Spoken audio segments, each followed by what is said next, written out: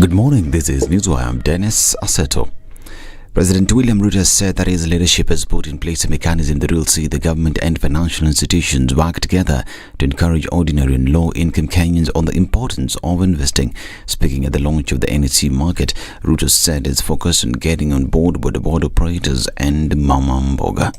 That border guy, when waiting for the next customer, he is trading on his phone. Instead of that border guy playing gaming, the whole space that's now full of betting and guesswork and people losing money. I am looking forward to the time when Mama Mboga, while she's waiting for her next supply, she's on her phone buying Safaricom shares, buying Kenya Breweries shares, buying, hopefully we should be able to buy Bitco shares, and the rest of them, you know. So that's really where I'm looking for. I'm looking at what we as government will be doing on one end and what Mama Mboga and Boda will be doing on the other end. Everything in between is possible. That's my vision. Ruto also dismissed a court ruling against the government's bid to increase NSSF deductions. He said Kenyans must drive the NSSF savings agenda. The Labour and Employment Relations Court had declared the bid unconstitutional, null and void. The court ruled that NSSF Act 2013 is in breach of the Constitution as there was no public participation ahead of its enactment. Wiper leader Kalonzo Musyoka has raised concerns over some cabinet secretary nominees who have integrity issues due to court cases. Kalonzo says that such individuals should be imprisoned and not given leadership positions as they lack moral values. He adds that it's now up to the committee members who will be chosen by the National Assembly to vet them out and not be bribed by the individuals. We know people at the highest level who got their cases dropped, but the files are still there and they are subject to this vetting. So Kenyans, but without being unnecessarily abrasive or being punitive in any manner, let us follow Constitution 2010. And those committees of parliament, I want to talk to them now. We know the moment they have set up these committees, these candidates will come with big envelopes. They will come with big envelopes to bribe you. If you accept any of them, heaven will take after your case. Because you know this. That's it, now defeating the purpose of Constitution 2010, the letter and the spirit of the Constitution. Candidates clearly should be in jail, and then they bribe you and you give them those appointments. I like to think maybe President Ruto wanted to wash his hands of some of them. If that happens, he will actually get credit himself. This is Azimio leader Raila Odinga is now accusing President William Ruto's government of failing to honor promises made during their campaigns. The Azimio chief claimed that the Kenya Kwanza government had hoodwinked Kenyans with unachievable promises, adding that the country was already feeling the pain of bad leadership. Odinga blamed the government as he cited the high food and fuel prices in the country. Now, Parliament has approved the list of House Business Committee members. MPs Tom Kajwang, Aden Walia, Samuel Chipkonga, Faith Wairimu, Umul Khatim and Omboko Belemba are among 9 MPs whose names have been proposed to seat at the National Assembly's House Business Committee.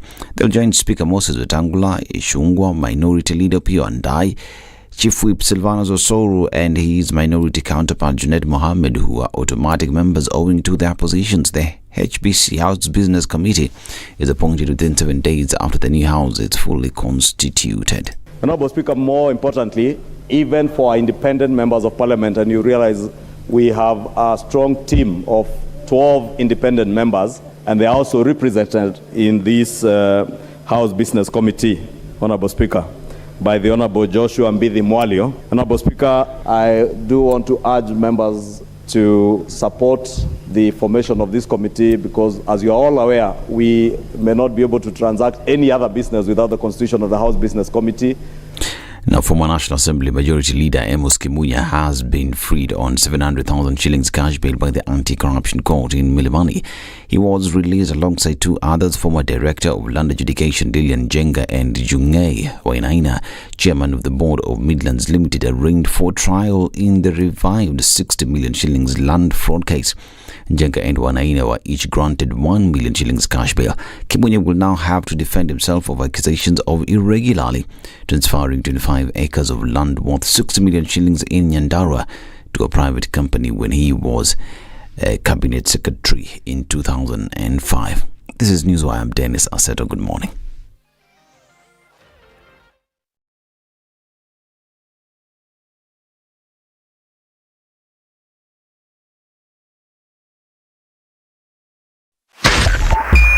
SpiceFM, Nyeri.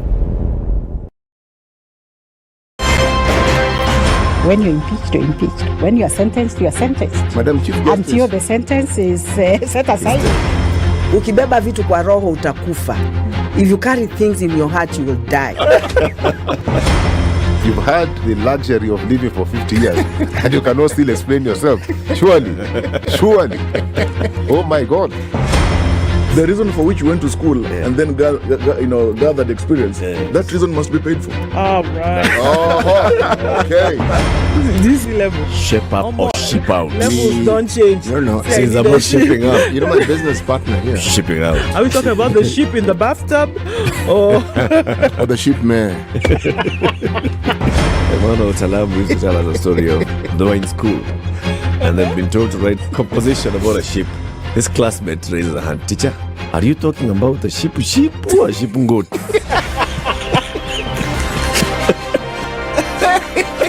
The Situation Room, Kenya's biggest conversation.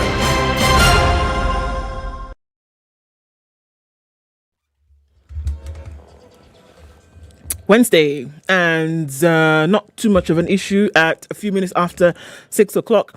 We will see a build-up of traffic, though, that's for sure, getting into the middle of the city. Coming off the Thika Superhighway, it has just begun. A little bit going towards the Pangani underpass, but nothing really shaking at this moment. Coming out of Westlands looks pretty good as well. We'll probably see some traffic then building in different parts throughout the city, but for now you can get in and out without too much of an issue. Let's keep an eye on things. Help us out here as well, folks. SpiceFM KE on Twitter. Let's keep things moving this Wednesday.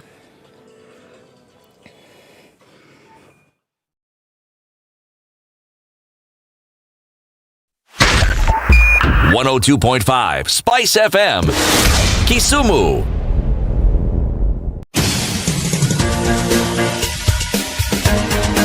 This is the Situation Room, the home of hard-hitting political commentary and penetrating insights about the state of the nation. This is a talk radio experience like no other. The Situation Room, a place for hard truths, debates, and elevated conversations. The Situation Room, witty, political, engaging, deep, controversial. In the room, we have C.T. Muga, researcher, academic, seasoned political observer, a fountain of wisdom in these politically uncertain times. Ndu Oko, Nigerian by birth, Kenyan by choice, communications expert, Pan-Africanist, a truth seeker and believer in people power, and Eric Latin, agent provocateur, the man in the chair, seasoned journalist, news hound, a man who believes in punching up, not down. 8 minutes after 6 o'clock, this and welcome is the to Wednesday. Situation We're in Room, the middle of the week, the only way to start your day. Great things happening today. The sun is up. It's a very brilliant yellow in the skies. How are you doing? Karibu sana. Lined up for you a wonderful day today. Also conversations that you can be part of. Again, here by my lonesome, waiting for a settled gentleman to, do the thing. Hope all is well with you today. Karibu sana. As that happens, we'll let you know. So a number of things that we will be talking about today, and looking at that, the Chief Administrative Secretary of the Ministry of Industrialization, Trade and Enterprise Development, Honorable David Osiani, will be with us in the studio today. He will be with Hemraj Ramnial, who is the chairman of the Economic Development Board of Mauritius. We'll be looking at strengthening regional value chains in Africa, a conversation that is being had continent-wide. How can we make sure we are getting the most value for the trade that is happening interregionally and internationally? The Director of Learning and Impact, the Action Foundation, June Omune, will be with us today, and we'll be looking at the Buka Girls in STEM initiative. STEM, of course, your sciences and such, and trying to make sure that girls are at the forefront when it comes to that. So we'll be having that conversation at 7 o'clock. And then we'll have a conversation with you at 9. Before all that happens, I then have the reserved pleasure this morning. It's called the singular. It's reserved. Allow me to finish that. Why are you jumping inside my own greeting? What's wrong with you? I have the reserved and singular pleasure of welcoming His Eminence, His Greatness, one Mr. Eric Latif. Good morning. Hey. You shall have problems. And Wami, all right. Let me even ask you in Yoruba. How nice of you to grace us with your presence, Ogami. Bottom up.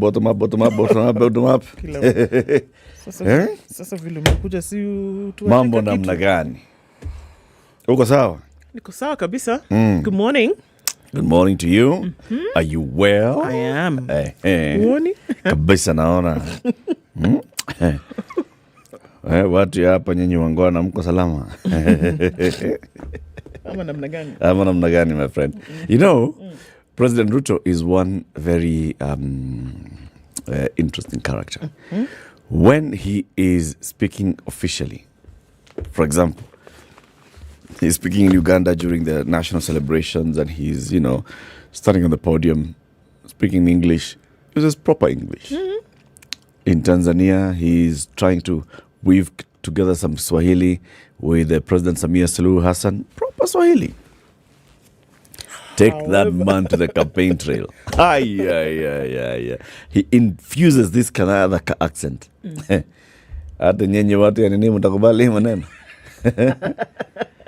Unasikia vile wao jamaa hii watu ya kusimia vile wanasema. Nyenye mtakubali maneno. Waambieni atupangwingwi. Namna gani, my friend? Ama namna gani, my friend? Wale wangwana. Then he laughs.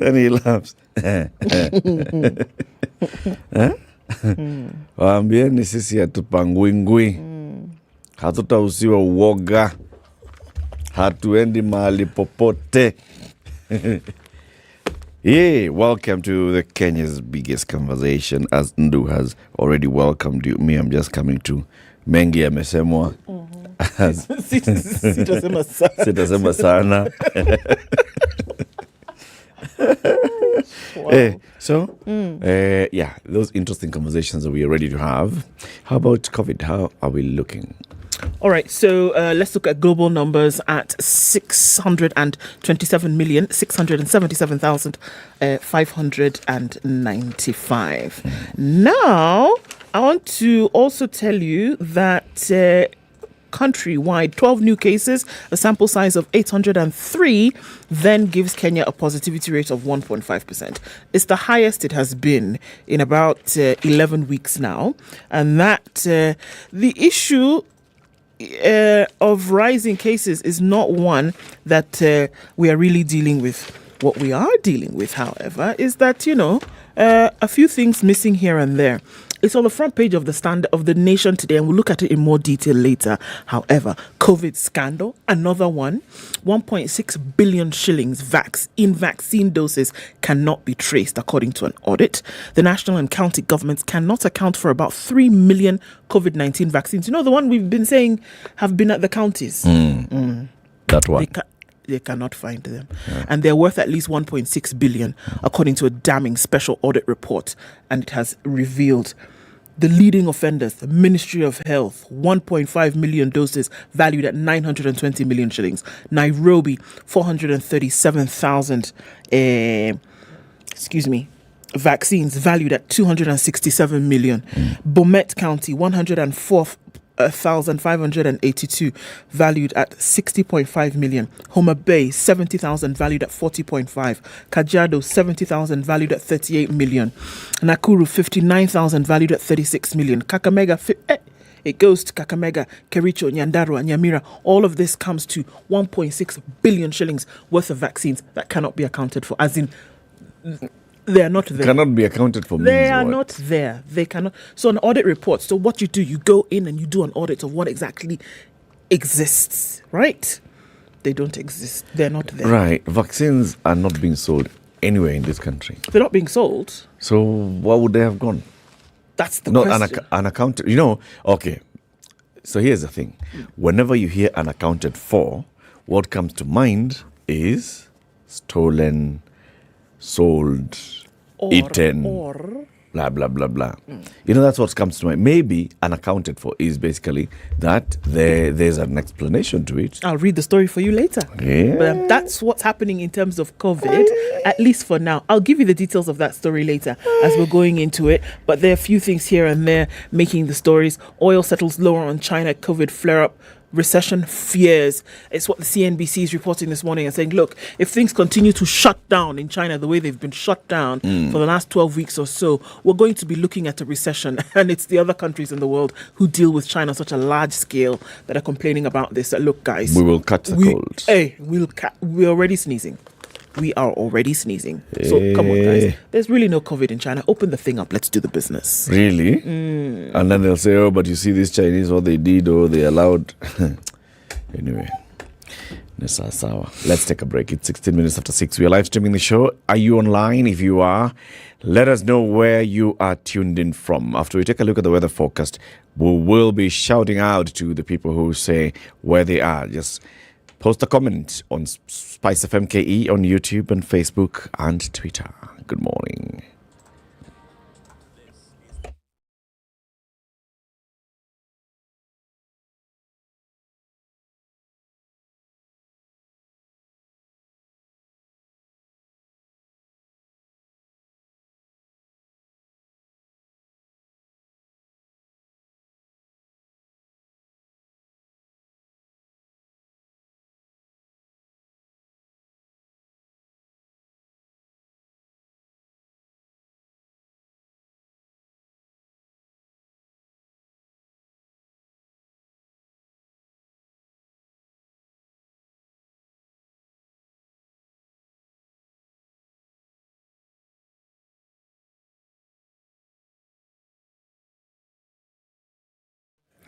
Clear conditions in Nairobi at 13, highs of 27 today, and we'll see highs of 26 in a clear Nakuru at 13. It's 11 degrees and clear in Nyeri, highs of 26, and we'll see highs of 24 in a partly cloudy Eldoret at 11. It's 22 and sprinkling in some parts of Mombasa, highs of 29 and lows of 22, and it's mostly sunny at 24 in Malindi with highs of 29. It'll come down to lows of 24. 19 and partly cloudy in Kisumu, highs of 28, and we'll see highs of 28 in a partly cloudy Kakamega at 15. 19 and mostly cloudy in Kampala, highs of 28 and lows of 17, and 30 will be the high in a cloudy Dar es Salaam at 20. 18 and cloudy in Johannesburg, highs of 28 and lows of 17, and it's mostly clear for now in Lagos at 25. It will go to highs of 31. All right, Kinshasa raining at 24, highs of 32 and lows of 24. Looking out into Beijing Wednesday afternoon, it's sunny at 16, highs of 19 and lows of 7. It's 6 degrees and cloudy in Paris, highs of 19, and 18 will be the high in a mostly cloudy London at 8. 17 and clear in New York on Tuesday night. Coming into Wednesday, we'll see highs of 20 and lows of 11.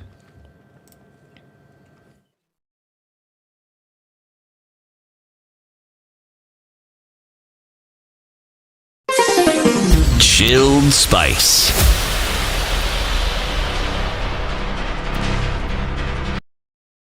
Mature, intelligent talk every morning. Spice up yourself.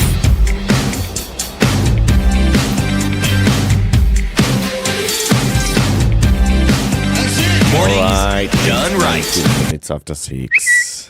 Collins Kim Sat says good morning. He's tuned in from Eldoret. And Overseer Fred Wanjoni says good morning. Good morning, tuned in from Kaptarakwa EMC. That's where Malimo Chariot is. Dorcas Mash says good morning from Thika Makongeni.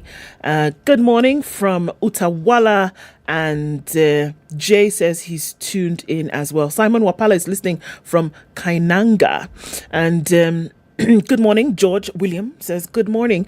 When are we having a CBC conversation on your show? Well, we've had a couple of those. Probably time to have another one in the coming days, as we see also from a story that we'll look at today in terms of what CS Magoha is saying. So Ikotop Juthufu is tuned in from Westlands this morning. And Edu in Wiki says, good morning. Dennis says, Kapenguria is listening in this morning as well. Malava, Western Kenya, that's where Victor is. And good morning from Kilungu Hills in Makwene County. Nero says, good morning, sweetie Muga. Indeed, CT not with us this morning, but soon to be back. George Dongo says, Kinangop is where he is. Jane Duta says, good morning from County 001. You know where that is? County 001. 001? Yeah. Who knows where 001 is? Okay. Ni sawa tu. Idera Francis Tuni from Mombasa. Quite a number of people online this morning. Helen Jogona, we see you. Mubuyai Marachi Butula. That's where Simon Murakana is. And tuned in, Abdikadir Abdallah says, good morning. Exactly 33 years ago, Africa lost one of its greatest musicians, Congolese guitar wizard and crooner Franco Luambo Luanza Macchiari, who died in a Belgian hospital. Okay. It was today. It was that day today. It was that day today, the 12th of October. 33 years ago. Helen Jogona, we see you, says good morning. Simon Mao says, how is the real situation in this ruling government? Well, we'll see. United States of Utawala. Akupale. I'm telling you, Akupale Pale. Newton says good morning. And good morning, people. Ndu, you are my Gloria in my mailman. Check a banner. At your what? And the what? Have a beautiful day ahead to you too. Yeah, the my Gloria in the my go? Asidria. I don't know, man. Where? I don't know. Where? I do not know. But yeah, okay, I guess we'll take it. Morning, everybody. Karibuni sana. There's some other people. Let me read those who are saying hello to us from YouTube. Papa Ogutu says, Nakuru as usual, 96.0. Great. Good morning. Hassan Bachu listening from Alexandria. King Dave Lubale continues with the Ruto stock. Tumetenga bilioni 200 ya mama mboga na watu wa bodaboda. Ama namna gani? Tumewekesha bilioni 100 ya free internet. Hiyo ni yako bana. Wali moderator Sasa, George Nganga, good morning. Rejab Hatibu, happy to be here this morning. Happy to have you as well. Linda Gola and Duko Joseph, good morning to the A-team. Moses Omingo, watching from Bukavu. Good morning and welcome everybody to the biggest conversation. On behalf of CT Muga, or as he's being called by Nero, Sweetie Muga, I have the proverb.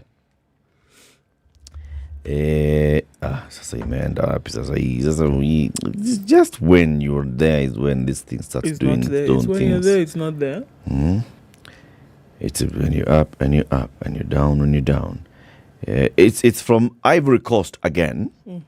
And we said the Ivorians are people who have known both sides of peace. Indeed.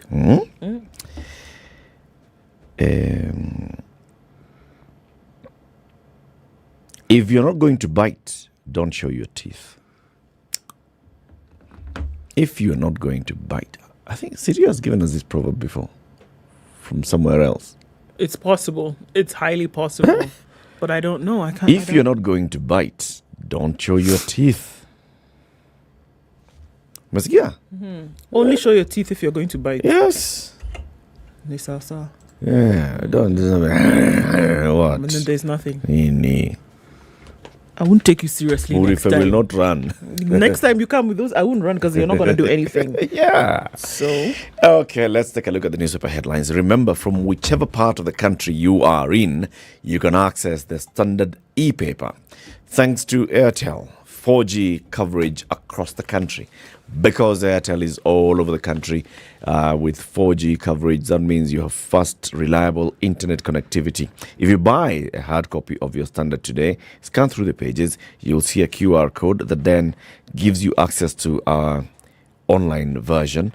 And you also stand a chance of winning goodies from the Standard newspaper. And also, because you're everywhere in the country, AMG Realtors is selling pieces of land in many parts of the country. There's Nakuru, there's Naivasha, there's Juja, there's Malindi, there's Nanyuki.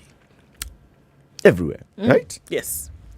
Depending on the size of land and the location, pieces of land range from 150,000 shillings to 4.7 million shillings.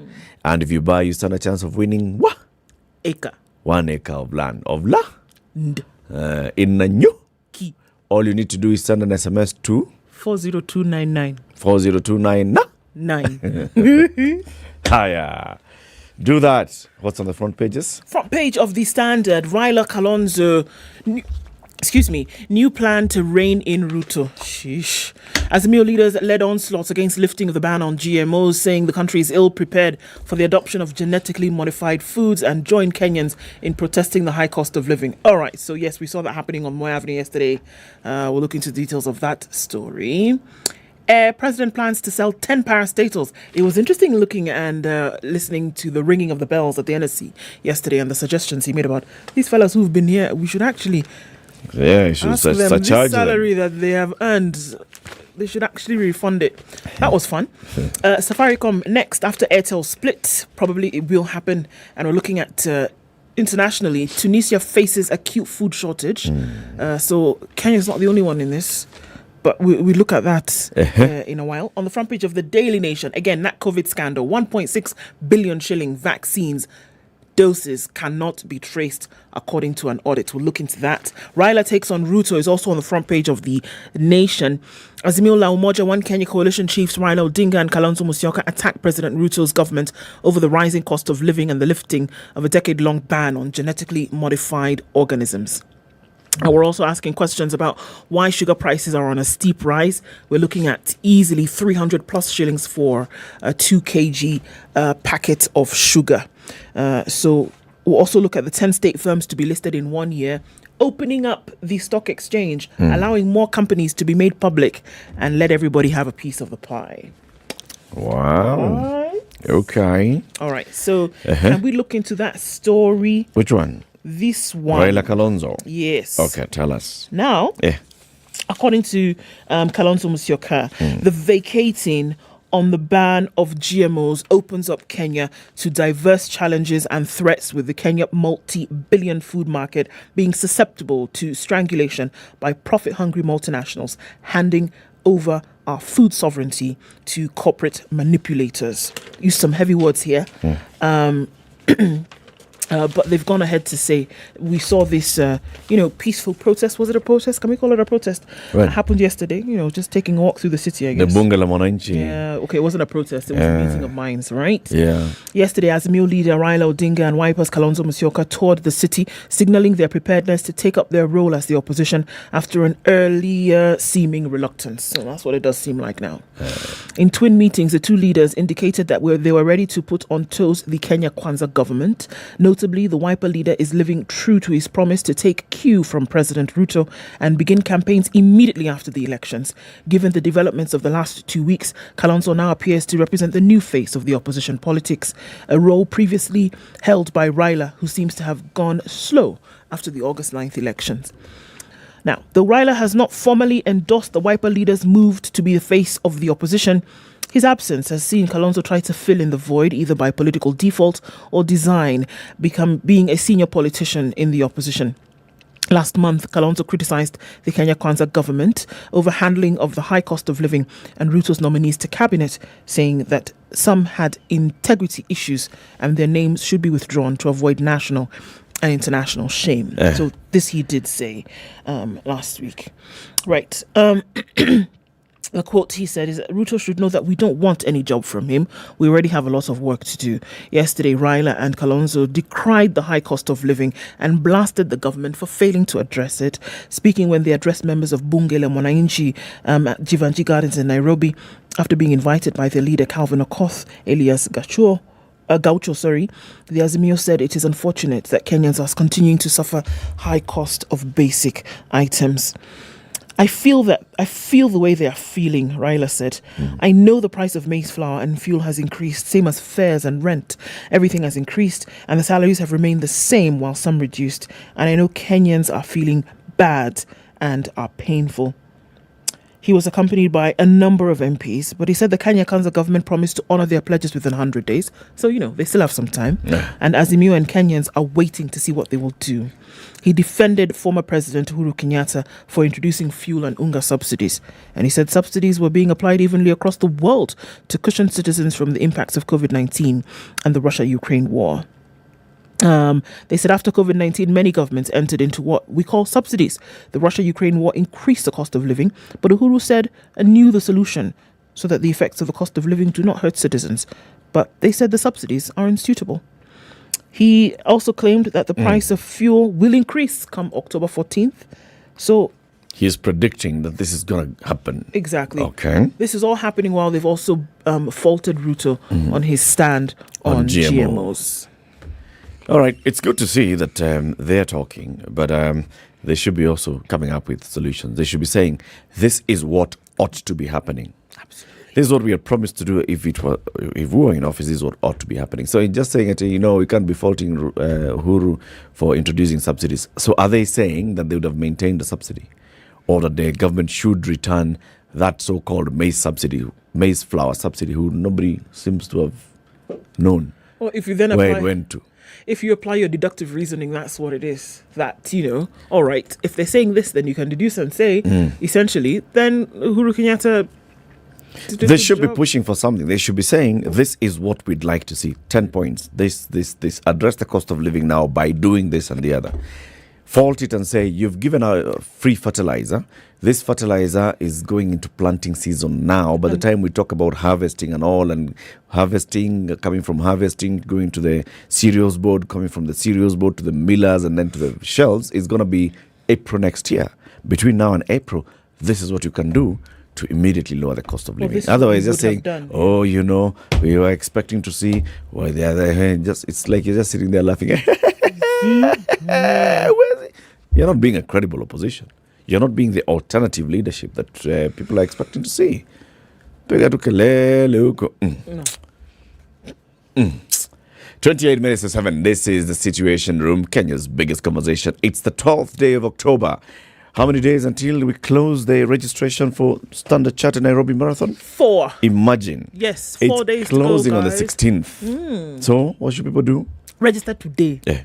Register today, and then, start doing that thing. Walk a little bit every now and then you can get yourself, up and in ship-shape top gear for the Standard Chartered Nairobi Marathon. If you haven't registered, you have 1, 2, 3, 4 days to do it, and many hours within those days, which you can actually get onto the website, register, and then get yourself moving in terms of then being able to participate and then support the future makers of the country. Indeed. This is the Situation Room, the only way to start your day.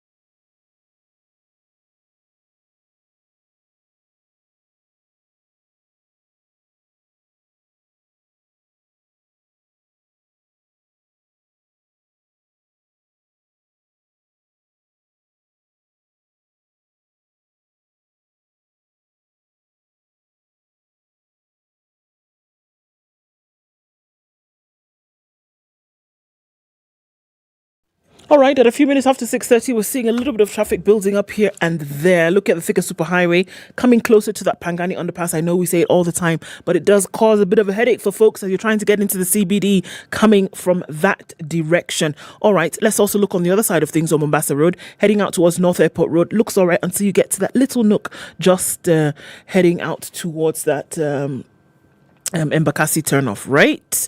So getting onto Outer Ring, not too bad right now. We're looking at heavy traffic on Jogo Road. That's going out towards Landis into the CBDs where most of the action is being taken today. For now, still looks all right on Gong Road. If you haven't left, now would be the time to do so. If you do later, the likelihood of you getting stuck then rises by nth degrees. Okay, so not too bad at the moment, but you know what's going to happen. Let's know what's going on where you are. Talk to us on SpiceFM, KE on Twitter.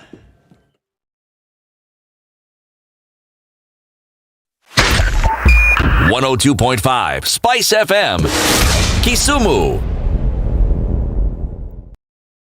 Mature, intelligent talk every morning. Spice up yourself.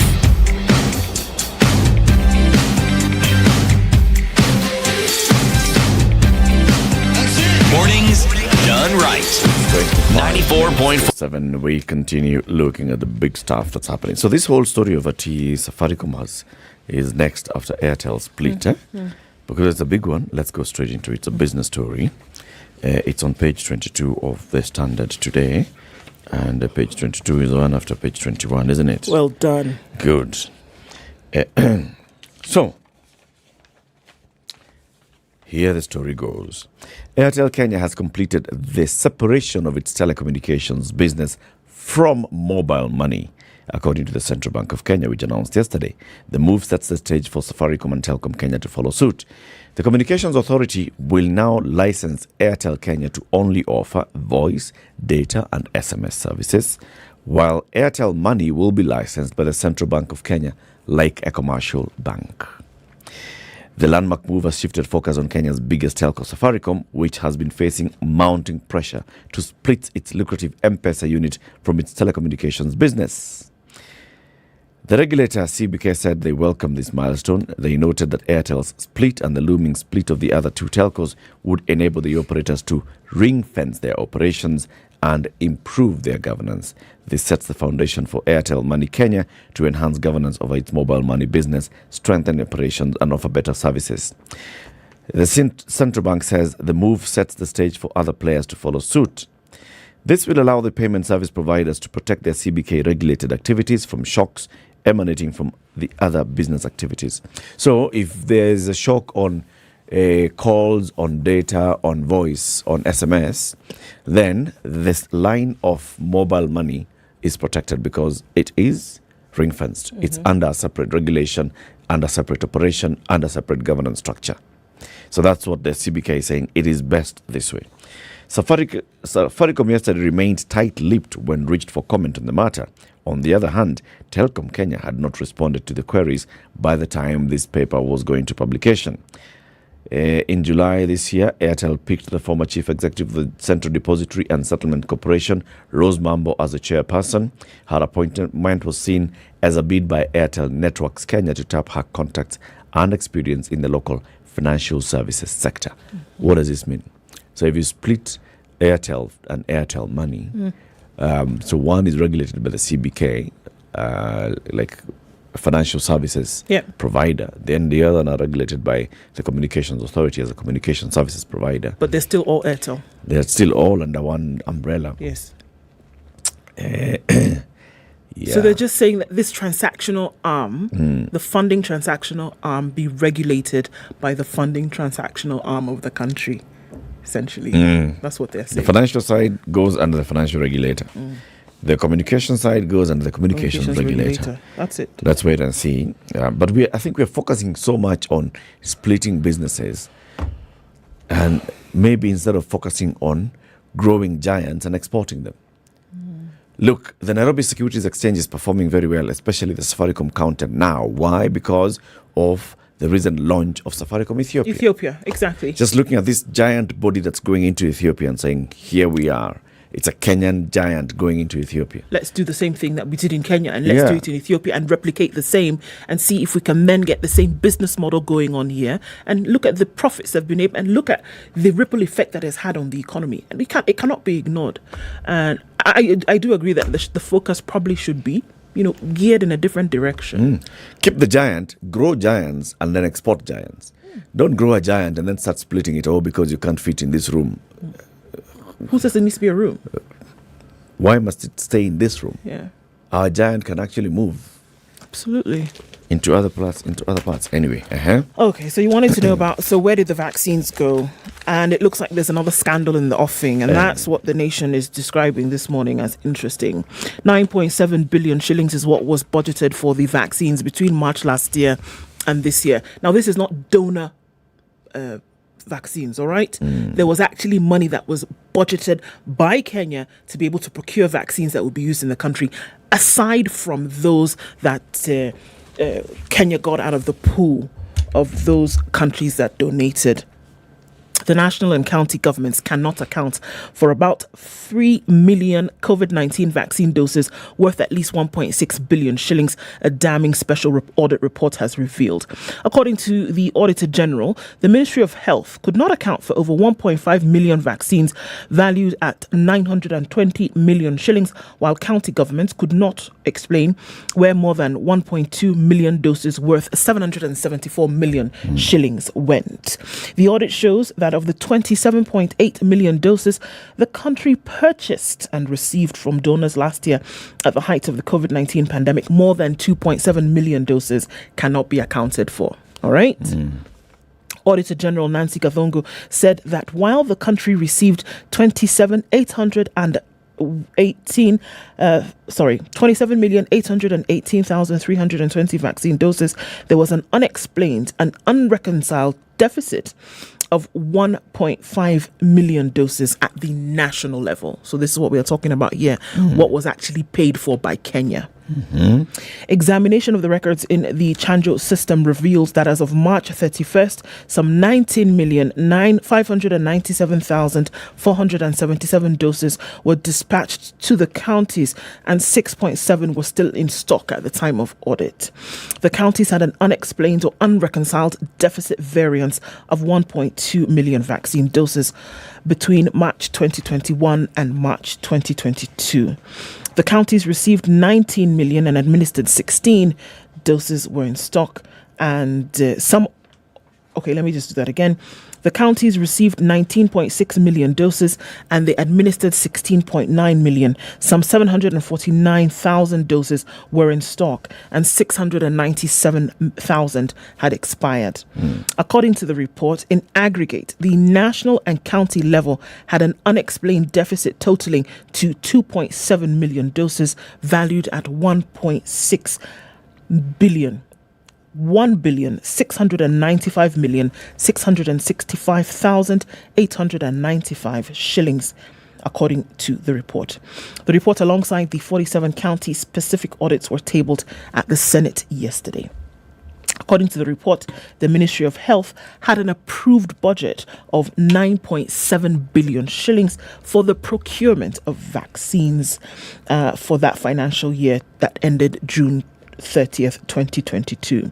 The amount included funding that came from the World Bank. So this is money that was actually sent to Kenya. All right. It was not money given by the World Bank and then it arrived in vaccines. It was money given to Kenya for Kenya to be able to do this. Right. So it included the 1.1 billion from the Kenya Private Sector Alliance, but exclusive of the 465 million from the Global Alliance for Vaccine Immunization. So they're saying that this particular amount for these vaccines cannot be accounted for. Although the rollout of the COVID-19 vaccination was found to be effective in the counties, unexplained variances in the number of doses was at a constant audit query across the devolved units. Nairobi had the biggest vaccine variance of 437,000 doses worth 267 million shillings. So there's several lines to this story. Yes. There is money allocated for the purchase of vaccines.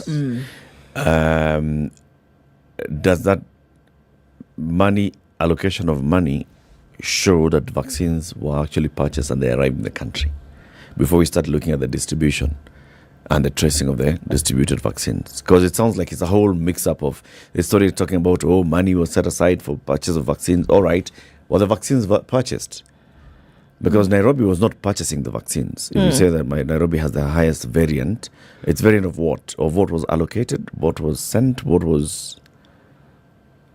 Okay, so what they're saying here is that 437,000 vaccines worth this amount could not be accounted for. So if they were bought, where are they?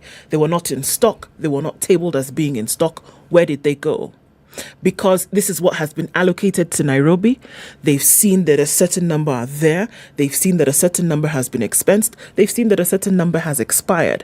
Now, of the total number, this 400 and something odd is not there. Where did they go? Because if these others have been recorded as expired, used, or whatever, or in stock, then where is this extra amount? So what is this? Is it a case of bad record keeping? It's possible. It's possible, or it's also possible that they were not bought at all. Because had they been bought, they would either be in stock, they would have been expended, or they would have been expired. No, I think from the point of purchasing, if you're going to Nairobi County, then you're talking about, by the time we're allocating vaccines to Nairobi County, we are allocating from what is in stock. Yes. So this is the It problem. can't be allocating at budget point. We are not budgeting for X for Nairobi. We are budgeting X for the country. And this is the after they've arrived, then you start distributing to the counties. Now, this is the query that the audit is raising, that whatever you said you had sent to the counties, of what has, it's a number, right? Yeah. Of what has been used, of what has been expensed, of what is in stock, or what has expired, it is less by this amount. So the query is, did this number actually get to Nairobi? Did this number actually get to Siaya? Or was it meant to look as though it did when there's a variance? When it didn't. But it didn't. Do you see? Yeah. So did we say we're going to input 1.5 million, but actually it will be 1.1 million? So this is the query that the audit is raising. Hi. Can I tell you something else really quickly? The report is also talking about the fact that the ministry had set aside 169 million shillings for training and capacity building. However, payment vouchers indicated that only 36 million was paid in respect to training expenses. The ministry trained 2,503 health workers at a cost of 30 million. However, supporting documents, including impress surrenders for Siaya, Machakos, Laikipia and Samburu counties amounting to 3.3 million were not provided to the audit team for review. So, Cesar. Yeah, people do things and then you add an extra person and they don't sign, and then auditor comes and says, Excuse me? Where is this person? What? Okay. Now, let me take you to the markets. Okay. The markets is where the president was yesterday, and the government is making renewed efforts to offload some of the state corporations after more than a decade of failed attempts to privatize the troubled enterprises. President William Ruto says the government will privatize between 5 and 10 state corporations over the next 1 year. That is of an overload into the market. In 1 year, you are actually offering 10 IPOs. Where? Hey. He also says there are plans to review the legal framework, which has in the past been cited as among the hindrances to the privatization process. He was speaking at the NSE yesterday and said he expects most of the privatization to be undertaken through public offers at the bourse, which he noted would also give Kenyans an avenue to buy into the companies. I have made a commitment that between 5 and 10 public enterprises that are mature should be listed in the next 12 months.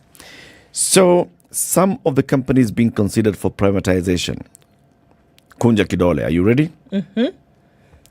Chemelil Sugar Company, South Nyanza Sugar Company, Moroni Sugar Company, Cabernet Hotel, Mount Elgon Lodge Limited, Golf Hotel Limited, Nzoia Sugar Company, Miwani Sugar Company.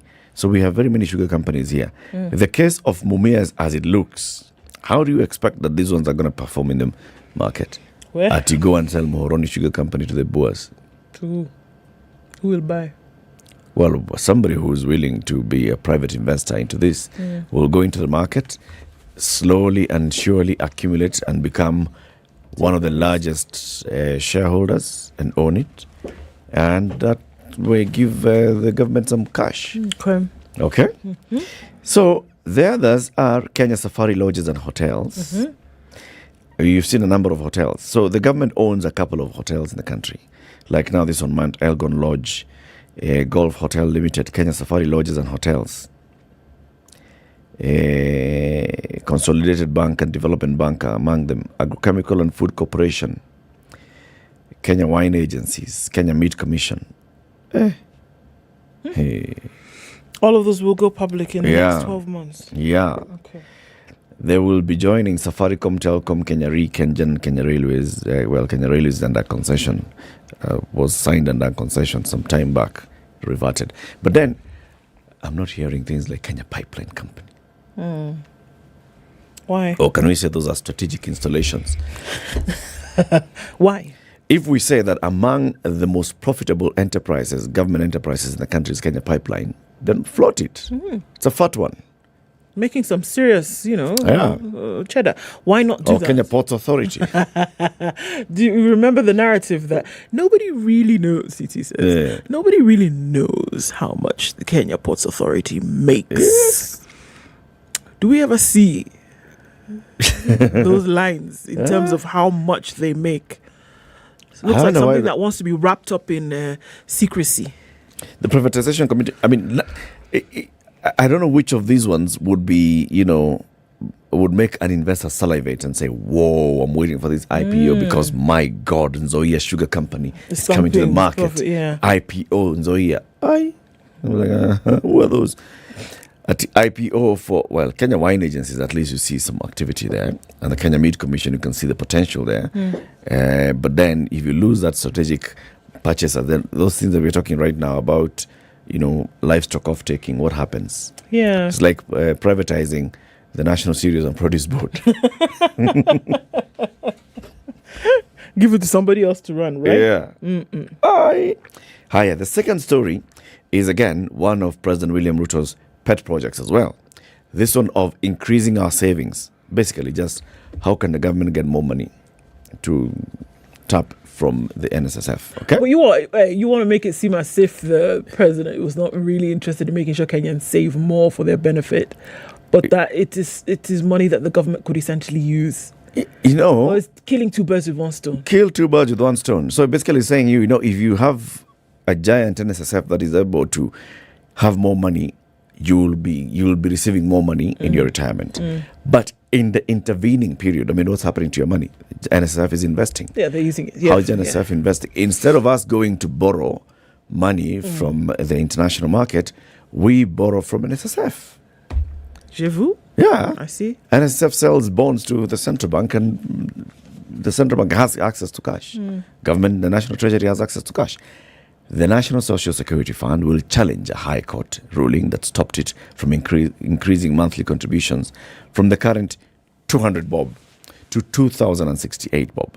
The president said, I've had a conversation with the management and board of NSSF, and we have agreed that we need to go and talk to the court again and ask them, do we live in the same country? Surely. Really? Are we together here? He continued, I'm hoping that working with Parliament and the judiciary, we can arrive at a compromise where we can increase our saving. We'll be persuading Parliament and hopefully the court so that we do the right thing. So what is it that the court did? The court stopped the NSSF Act of 2013. That was to allow for up to 2,068 monthly contributions to the fund. Okay? This is in 2013 Uko, in Uhuruto 1. The Act sought to raise the monthly contributions by employees from 200 monthly and demanded employers to match that payout. The increased pension contributions were aimed at helping NSSF build a bigger retirement pot and help workers have more money at retirement. The fund says now they have no money. However, here is the issue. Why did the court stop it? The court stopped it and said, this act is unconstitutional because it did not go through public participation. Okay. It was just a matter of process. Technicalities of process. Not that the court said, no, Kenyans don't deserve to save. Or no, 2,000 shillings is too high. No. 200 to 2,000 is just a serious leap. Didn't ask them. It's like, did you follow due process in enacting this NSSF Act of 2013? So yes, Mr. President, the courts live in the same country as us. However, you need to do what the same country expects all of us to do. And I think the conversation here is how then can you regularize this process? How can you have a conversation? Because the employers were complaining about this. The employers are not happy about this. They're not happy about the new NHIF Act as well. How can you have a proper conversation with the employers so that the employers feel that, yes, now you're telling me it's going to be a cost to them. Absolutely. If I've been contributing 200 shillings for my employee and now I'm going to have to contribute 2,000 shillings. It's a leap. It's a lot of money. If you have 100 employees, That's what a are you lot of talking money. about? It's 1.9 million shillings. Yep.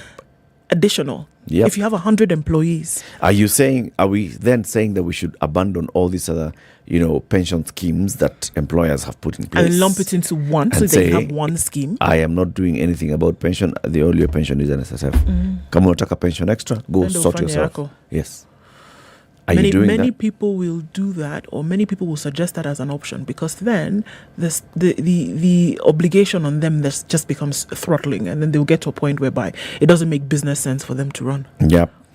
So that's a conversation. I think what ought to happen now here is proper consultation with all the stakeholders, employers, employees through the various unions and such. And then get to an agreement. Same things should have happened or should continue happening with regards to NSSF, because employers are saying, now this NSSF Act says that we're increasing, first of all, the contribution, and number two, it says that when you're going to seek medical services, if you have private insurance, the private insurance is first charged, and then NSSF is charged later.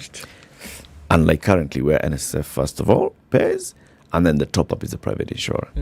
Yeah. National exams will start on the 28th of November, according to CS Professor George Magoha. The national examinations will start on that day. The CS has urged learners who will be sitting the examinations to prepare adequately for the tests. Of course, there was all speculation was rife. Are we going to continue? How is it going to be? Blah, blah. Well, look, it's going on. He was speaking at the Kerugoya Catholic Church yesterday in Kirinyaga, and he said that the exams will not be delayed this year, and therefore the candidates should be ready for theirs. He added that the making of the exams will be completed. Marking of the marking of the exams. I was going to say what? Okay, they will be completed in December, and the results will be released by January 23rd next year, which incidentally is the day that first term of the new year begins. Professor Magoha asked teachers who will be marking the examinations to cooperate, promising them they will be paid promptly after doing their work. I will make sure money for marking examinations is availed so that teachers enjoy their Christmas without problems. We do not know if he will still be the CS, but okay. At the same time, the CS lauded President William Ruto for forming a task force to review the competency-based curriculum. I am satisfied that my prayers have been answered as CBC is now here to stay. The president said the CBC will be reviewed and amended, but not scrapped. He said that the 10,000 new CBC classrooms had already been constructed across the country, even as he reassured the contractors that their payments had been factored into the budget. Okay. In what sounded like a farewell, the CS called on teachers to stop making unnecessary demands in the new government to allow it to deliver services to Kenyans. The Kenya National Union of Teachers, Secretary General Collins Oyu, demanded that the government give teachers a 60% salary increase. Okay. Saying that's constant. Of course. It's his job as a union boss. CBAs here and there, 2017 yet to be fully enacted. Okay. For being paid, he says that, they were being demoralized for being paid little, and he called on the employment of 58,000 more teachers. We need more teachers. This cannot happen like this. Kirinyaga Senator Kamau Murango and Woman Rep Nyeri Maina vowed to support calls to improve the welfare of teachers. Okay. All right. That's good. Not bad at all. So, recruitments are continuing. Yesterday, interviewee for the DCI position met with the interviewing panel. We're waiting for the results. From today, candidates for the position of principal secretary are going to be interviewed. Each of them, there are 5 panels, each having a candidate for about 30 minutes. 59 candidates will be interviewed on the first day today. Those are many. Very many candidates. And the positions to be filled, 58 plus 1. Now, I keep arguing that there is no point of taking us through all this process. Allow President William Ruto to pick his preferred choice of principal secretary. Let them be vetted by Parliament. This is a story. Ruto, I'm sure, already has his preferred list. I think people who are already going to get the jobs have already been known by now. This is this long charade. Story is just to make you think that the process or the due process has been followed. It's a charade, and there's no point of even subjecting them to this due process. The president needs to have CSs and PSs whom he has full and complete faith in. Then just if not that, then let it be pure merit that you rise through the ranks of the public service to the level of principal secretary. That we know if you start as a junior officer, you can rise to PS, and you can see your progression over years. Yeah. Get it. More conversations coming up in the next hour. Good morning, 7 a.m.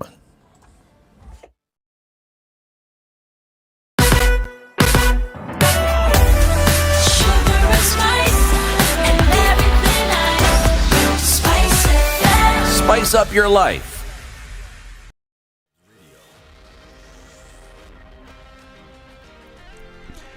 Good morning, this is News. I'm Dennis Aseto.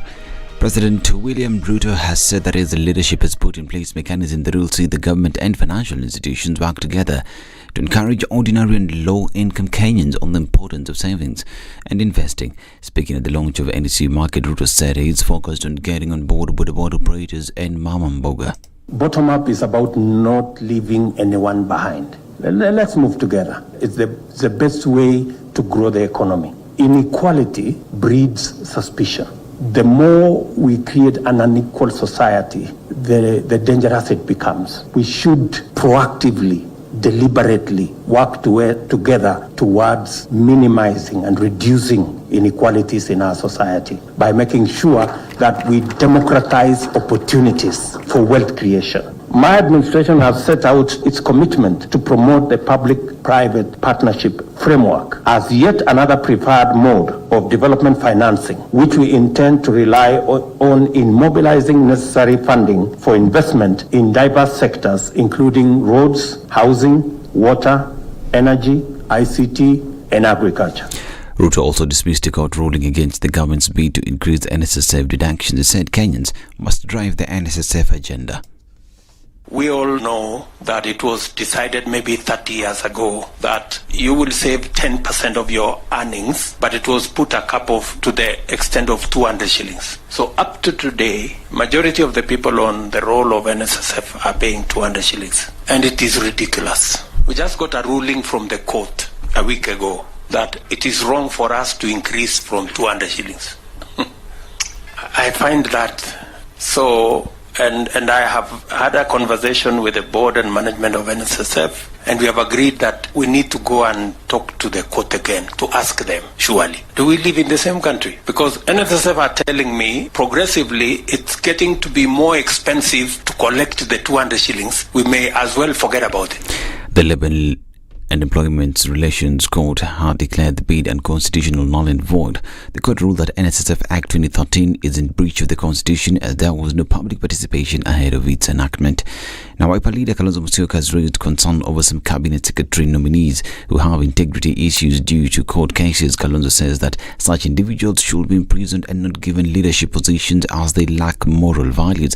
He adds that it's now up to the committee members of the National Assembly to vet them out and not be bribed by these individuals. We know people at the highest level who got their cases dropped, but the finals are still there and they are subject to this vetting. So Kenyans, without being unnecessarily abrasive or being punitive in any manner, let us follow Constitution 2010. And those committees of parliament, I want to talk to them now. We know the moment they have set up these committees, these candidates will come with big envelopes. They will come with big envelopes to bribe you. If you accept any of them, heaven will take after your case. Because you know this is, that's it, now defeating the purpose of Constitution 2010, the letter and the spirit of the Constitution. Candidates clearly should be in jail, and then they bribe you and you give them those appointments. I like to think maybe President Ruto wanted to wash his hands of some of them. If that happens, he will actually get credit himself. This is Azimio leader Raila Odinga is now accusing President William Ruto's government of failing to honor promises made during the campaigns.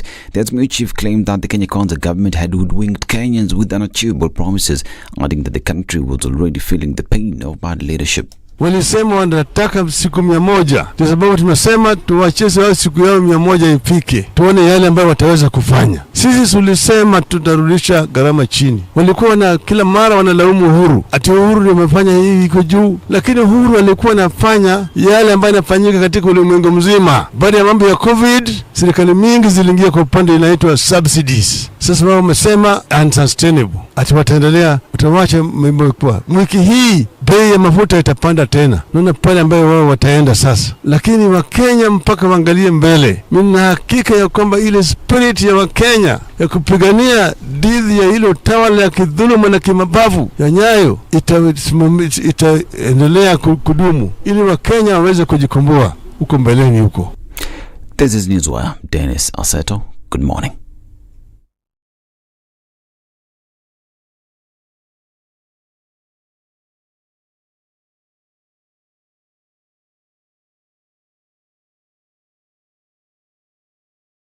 Okay, getting into traffic hour proper this Wednesday. Still heavy on Jogo Road, heading out towards Landis. And we've got some traffic that's then spilling over to Lusaka that will eventually join there at Uhuru Highway. Kamkunji, also pretty busy, connecting with what's coming off Ngong Road. Looking onto the Thika Superhighway, really heavy traffic coming past Outer Ring at the junction. And then also on Kiambu Road as well. Limu Road, pretty busy. We're looking at that traffic continuing. Also on James Geshuro, it's pretty heavy then from the whole Lavington area. Gitanga Road is pretty messy already, and we're looking at traffic on coming off Kikuyu, then towards Naivasha from Gong Road as well. It started proper. SpiceFM KE on Twitter. That's where you can get in touch with us. Let us know what's going on where you are. I want to keep things moving and as smoothly as possible. Avoid any incidents, accidents on your way to keep things moving this morning.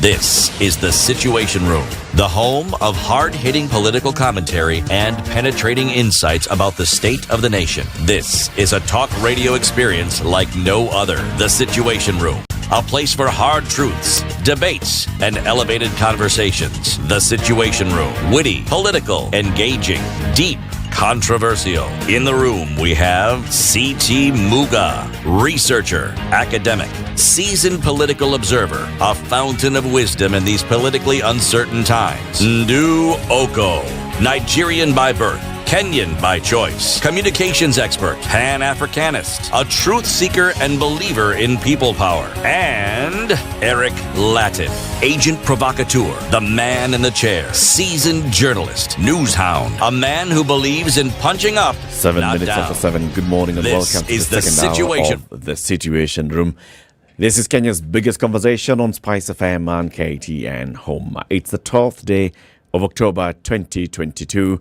Just a few days until the closing of the registration for the Standard Chartered Nairobi Marathon. Just go to nairobimarathon.com and register between today and the 16th. Because after the 16th, close. Yes. On the 30th, we run. Between the 23rd and the 30th, we can do the virtual run as well. If Yeah. you cannot be there for the physical run on the 30th. Indeed. So remember, folks might be confused that, so I'm going to do the virtual run, so it doesn't matter. You still have to register in order to be able to get that done. So register. You've got 4 days to do that, whether you're doing the virtual run or whether you're doing the physical run come the 30th. And the registration, by the way, is it's pretty straightforward. Just go to nairobimarathon.com, select the race you want to do, if you want to do the physical or the virtual, and then select the race, 42 kilometers, 21 kilometers, 10 kilometers, 5 kilometers, and that's it. And say it, voila. Voila. There you go. That's all you need to do. We're also still celebrating the International Day of the Girl Child, because it's not just a day for us, it's a week, because a day is not enough. This year's theme is Our Time is Now, Our Rights, Our Future, and that's very powerful. We had a conversation yesterday with the MasterCard Foundation and CREW, the Center for Rights, Education and Awareness. And we're talking about the work that the MasterCard Foundation has been doing in this entire campaign, which is looking at how to make sure that girls have dignified and fulfilling work. The Young Africa Work Strategy, looking at having 7 million Kenyans getting into dignified and fulfilling work by 2030, 5 million of them being young women. Indeed. Good work being done all round. I have the day's proverb on behalf of our colleague C.T. Muga, who is still away. And the proverb is from Ivory Coast. If you're not going to bite, don't show your teeth. If you're not going to bite, don't show your teeth. Threaten us. Come on. Kelele, hatupangwingwi. Don't bother us here if you're not going to really bring us up. Because the next time you come and show, won't take you seriously, man. Mimi nataka kuambia hawa wangwana ya kwamba kama hautaniuma sinionyeshe meno. Hatuziwi uoga. Wow. All right. So, yesterday, the National Police Service Commission conducted interviews for the 10 shortlisted candidates who are seeking the position of the Director of Criminal Investigations to replace George Kinoti, who resigned. Those interviewed behind closed doors were the Director of Internal Affairs Unit, Mohammed Amin, the Coast Region DCI boss, Eliud Barasa Walumoli, the Director of Legal Affairs at the Inspector General's Office, Jonyo Michael Wiso, and Nyange Munganyale. He's a Principal Assistant to the Inspector General of Police. Others were Simon Wanderi Mwangi, the Head of Kenya Railways Police DCI, Esther Chepkosgei Serone, the Bomet County Police Commander, Paul Jimin Dambuki, the Coast Region Police Commander, and Nicholas Kamwende, the DCI Director of Planning. There was also Eliud Kipkoech and David Kipkoskei Birech.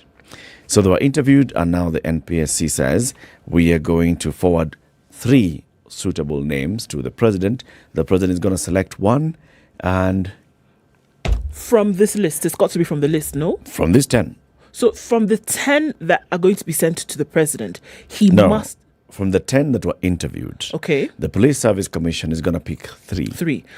Okay. They'll take 3 to the president, and the president will pick 1. Okay, so my question is then, according to law, process, procedure, he must pick from the 3 that then have been forwarded to him after having gone through the process of interviewing, etc., etc. Yes. Okay. Okay. You know why I'm asking? So you can receive those 3 and say, no thanks. I actually had somebody in mind.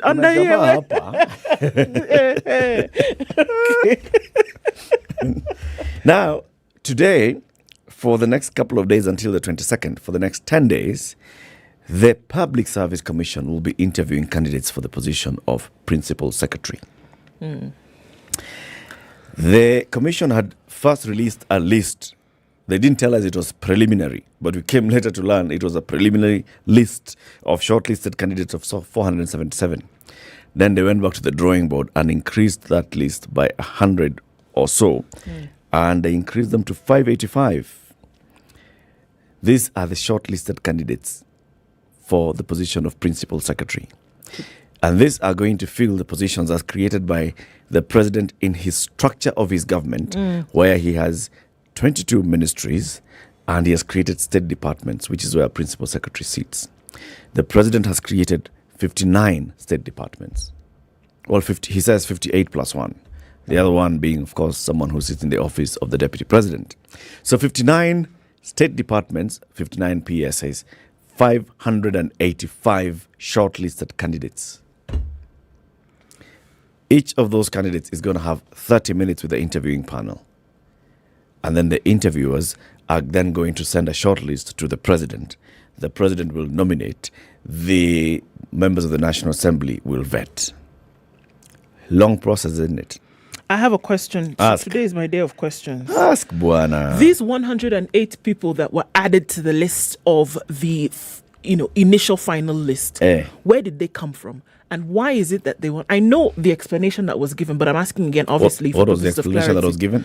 Oh, well, after further, there's a word. Scrutiny. Thank you. We've added 108. From where? Where were they before? From the list of 9,154 When applicants. this list was being published, gazetted, whatever, where were they? It could be because it is that the process had been completed. That's the what we first, thought. second process of shortlisting had already been completed. Then voila, one bam, thank you, ma'am. 108 people, Tokelezea from where? And then I added to the list. It's like the PSC is telling us, after we released the first 477, we went back and looked. Hey, Wait. Actually make it. Wait. This one we had set aside and we actually forgot. And there was also so and so. We also forgot this one. This one we had looked at and we thought this was going to be very good. So let's just give them a chance. So they added 108 people to a list. it's very many questions are being asked on that. I mean, so what did you do? I mean, if you're adding 2 people, you could say, all right, so it's possible that, in the whole bunch of trying to move files, then you've left, this ones had fallen, the 2 CVs had fallen, but 108 people slipped through the cracks, and what you had not noticed their credentials before? Did they apply late? Were they lost somewhere in the cloud, and then they came now after you'd already gazetted? Because it does look dodgy, and we can't Had you run away from assumed, that. or was it that you looked at the regional balancing in the 477 and you thought, okay, there's some regions here that are actually, if you look at the ratios, right, you can say this particular county has only 2, and if you look at this county that has 17, I mean, the chances are, if these are 2 and these are 17, let's increase the number of candidates in this country that has 2. If those are the considerations, then you could explain. Or you're looking at regional balance, or you look at gender and say, wait a minute, we have realized that we have 75% of the shortlisted candidates being of one gender. Let's add some people so that we balance out the gender. It could be something. If you look at, affirmative action, we are looking at the number of people who are living with disability, who come from a minority community, or such other considerations. And we've seen our initial 477 list does not have a proper balance. So we are topping up so that we then at least increase the balance of, now we have more people with disability who have joined the list. We have, let's say, people from the smaller marginalized communities that have joined the list, or we are looking at regional balance. So we're saying that this particular region had few candidates in comparison to the other regions. So we've topped up so that then this region also gets a fair shot at getting a PS. If those were the considerations and they were explaining it thus, then, we'd be understanding. Now they're not. They just said after further consideration. 108 people have been added to the list, so there you go. These are the things that then open this thing up, split it wide open for all kinds of scrutiny, and people to come in and say, actually, you know what? The procedure, the process of this entire thing then can be subjected to a judicial review. And the people will do that, because what's to say that anybody who was on this list of 108 and suddenly finds themselves as a candidate locks another individual out who could have been considered on the same basis? And this is the thing. Was there further consideration? Did you forget 108 people? Because those questions will be asked. So then, why me and not him? Why not me and why the other person? If this person was considered on, perhaps it could be regional balance, then why me and not them? Or why them and not me? The question will be asked. Look, if dodgy was a word, or if dodgy needed a life experience, this is it. But the question that I ask myself, what's the point of subjecting us through this process at all? If you think about it logically, all right? So look at how the president picked his nominees for cabinet secretary. So first of all, the president is allowed by law to structure his government. The limitation that is given is the cabinet secretaries must not be fewer than 14, must not be more than 22. Told that, senior. So he's already been guided. Then he's told, then you shall also consider regional balance. You shall consider the face of Kenya as you appoint. Then structure your government with these ministries. The president can create 17 state departments in a ministry. As we saw Uhuru Kenyatta expanding and shrinking ministry, the state departments, the president could also have the same. So he has some leeway on how to structure his government. And then this is based on his thinking of what he wants to prioritize and how he wants to deliver services to Kenyans as the head of state and government. Okay? He sat, he looked at, he obviously put his team into high gear and told them, I'd like us to think about candidates, this and the other, bring me names. We are told by even Rigathi Gachagua, his deputy, that the decision on who becomes cabinet secretary was solely William Ruto's. Yeah. So if President William Ruto sat somewhere and considered, and he thought, I want to have Aden Duale in my cabinet, and I want to give him the docket of defense, and this is why I feel that Ednah Duale is better suited to serve in defense, and somebody like Moses Kuria is better suited to serve in trade and industry, and Dr. Alpha Mutua in foreign affairs and diaspora. He made that decision based on what he feels this person's capacity to understand him is and to deliver is, and blah. He should also be given the same leeway to appoint the principal secretaries. Let him nominate his principal secretaries. Let them be vetted by Parliament. If anybody has an issue with a certain nominee, go and present your petition to the National Assembly Vetting Committee and let that petition be heard. Let that issue be presented before the candidate by the vetting committee. And if they're found to be suitable, approved. If they're found to be wanting, rejected by Parliament. That's the process. There is no way you can tell me as we sit today, the William Ruto that we have seen and known does not know who his likely 49 PSs are going to be. No way. That he is sitting there waiting for PSC. Sasa nyinyi itisheni mtaniambia who to appoint.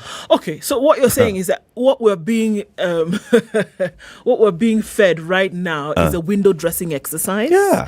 And that at the end of the day, whom these individuals are, their names more likely than not are already on the list. And they already know who they are. So if you already know who they are, then why subject the public and why subject all these applicants to this process? Because you want it to seem as though the entire process was fair and that people worth their salt in a particular technical qualification then have been the ones who've been selected to do this job. Because at the end of the day, isn't it the PSs who run this ship? Yep. Truth be told, they are the ones who run the business. Yep. The CS sits in an executive position, really, but getting a lot of the work done, implementation, activity, etc., etc. It is the work of the PS. Now, truth be told, even if you're looking at CS appointments or CS nomination as a political move, you actually want things running in a certain manner. So yes, the person who is the rudder of this ship, you want to make sure that there's somebody worth their salt and is also on the right side of rain. However, you also want it to appear fair to the public because it is a public service position at the end of the day. So that's why they're going to subject it to this whole process, because it's got to seem fair to everybody else. Whether it is or not is a totally different kettle of fish, that you're going to have your people there anyway. But at least you've shown the public that it is a fair process. People have been nominated. They have gone and sat interviews, and then they will go thereafter to apply. After they've applied, they will sit the interviews, and then they will go towards hiring for the position. You've got to make it look fair. The optics matter, Eric. Optics matter big time. There's no point. If you just go and say, this is the person that I want, when they talk about all's fair in love and what, they want it to look fair. No, there's no point of... You're Listen, wasting time, wasting money, let me tell you something. People's effort. Talk to any of these 477 of 585 candidates who are going to appear before the PSC interviewing panel, all right? A majority of them will tell you about lobbying. There's a lot of lobbying that takes place for these positions. And this is behind the scenes, and this is outside the interviewing room. So by the time somebody is sitting there in that interviewing room, they've already, talked to, okay, so do you know me, you can put in a kind word, not to the PSC, but to the powers that be, a.k.a. the president. That I am suitable, that I would be loyal, that I have the capacity, that I will deliver. That I will burn the midnight oil. I will work extra hard to make sure that this ministry, this State Department, functions the way you would like it to function. There's a lot of lobbying. What's the point of subjecting us through this? There are two options for me. One, let the president nominate his preferred PS candidates, just the same way he does his CSS. Let them be vetted by Parliament.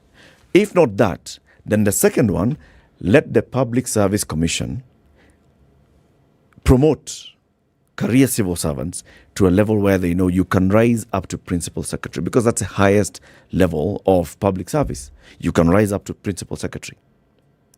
General Daudi Tonje introduced that kind of structure in the military. Today, General Kibochi knows he rose through the ranks. Yes, there is a lot of course. Of course, there's still lobbying that's going to take place, but there's a clear structure of how you're rising.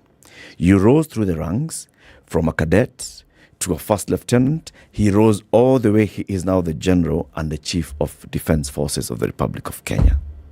He has gotten there through pure merit. I understand. He did not he didn't come from, NYS to head the military. He didn't come from running Safaricom to head the ministry. He rose through the ranks of the military to the general. I understand what the you're one saying. who is in charge of the Kenya Army today was a colonel a couple of years ago. He was the ADC to President Mwai Kibaki, ADC to President Uhuru Kenyatta. He was promoted from colonel to brigadier, from brigadier to major general. He is there. Today, he is at the helm of the Kenya Army. Rise through the ranks. So the same way, why can't the Public Service Commission promote its officers, rise through the ranks, and let it appoint a principal secretary? Because it would negate the very thing that you said at the beginning of that. Which is because of the fact that you want somebody who is going to toe the line politically for you as the executive of the country, as the chief executive of the country. So if you do that, you're not guaranteed that loyalty then will be attributed to you. All you're guaranteed is that somebody who's risen through the ranks is sitting in that position, competent or otherwise, they're going to be there.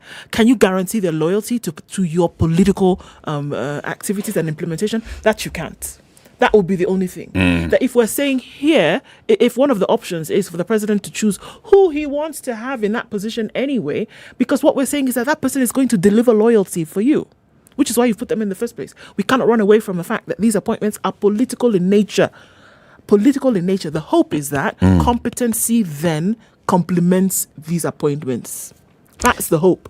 But when you do that, you cannot guarantee that loyalty. In as much as I think it's a beautiful way to go about things that let people earn their stripes. I guess you're telling me to choose one. Okay. Choose one, Eric. I'm going to choose one. I will choose one. It cannot be. The public service of the Republic of Kenya is the public service of the Republic of Kenya, irregardless of who is the head of government. That I agree with. Right? Mm-hmm. So the public service should be this machine that is not affected by whoever is in power. That whoever comes in power runs with it as it is. Yes. Okay. Mm-hmm. It serves the administration of the day. It's a public service. The principal secretary is the highest level in public service.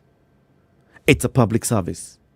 So let these people be public servants. You rise to the point of PS. You are serving the government of the day anyway.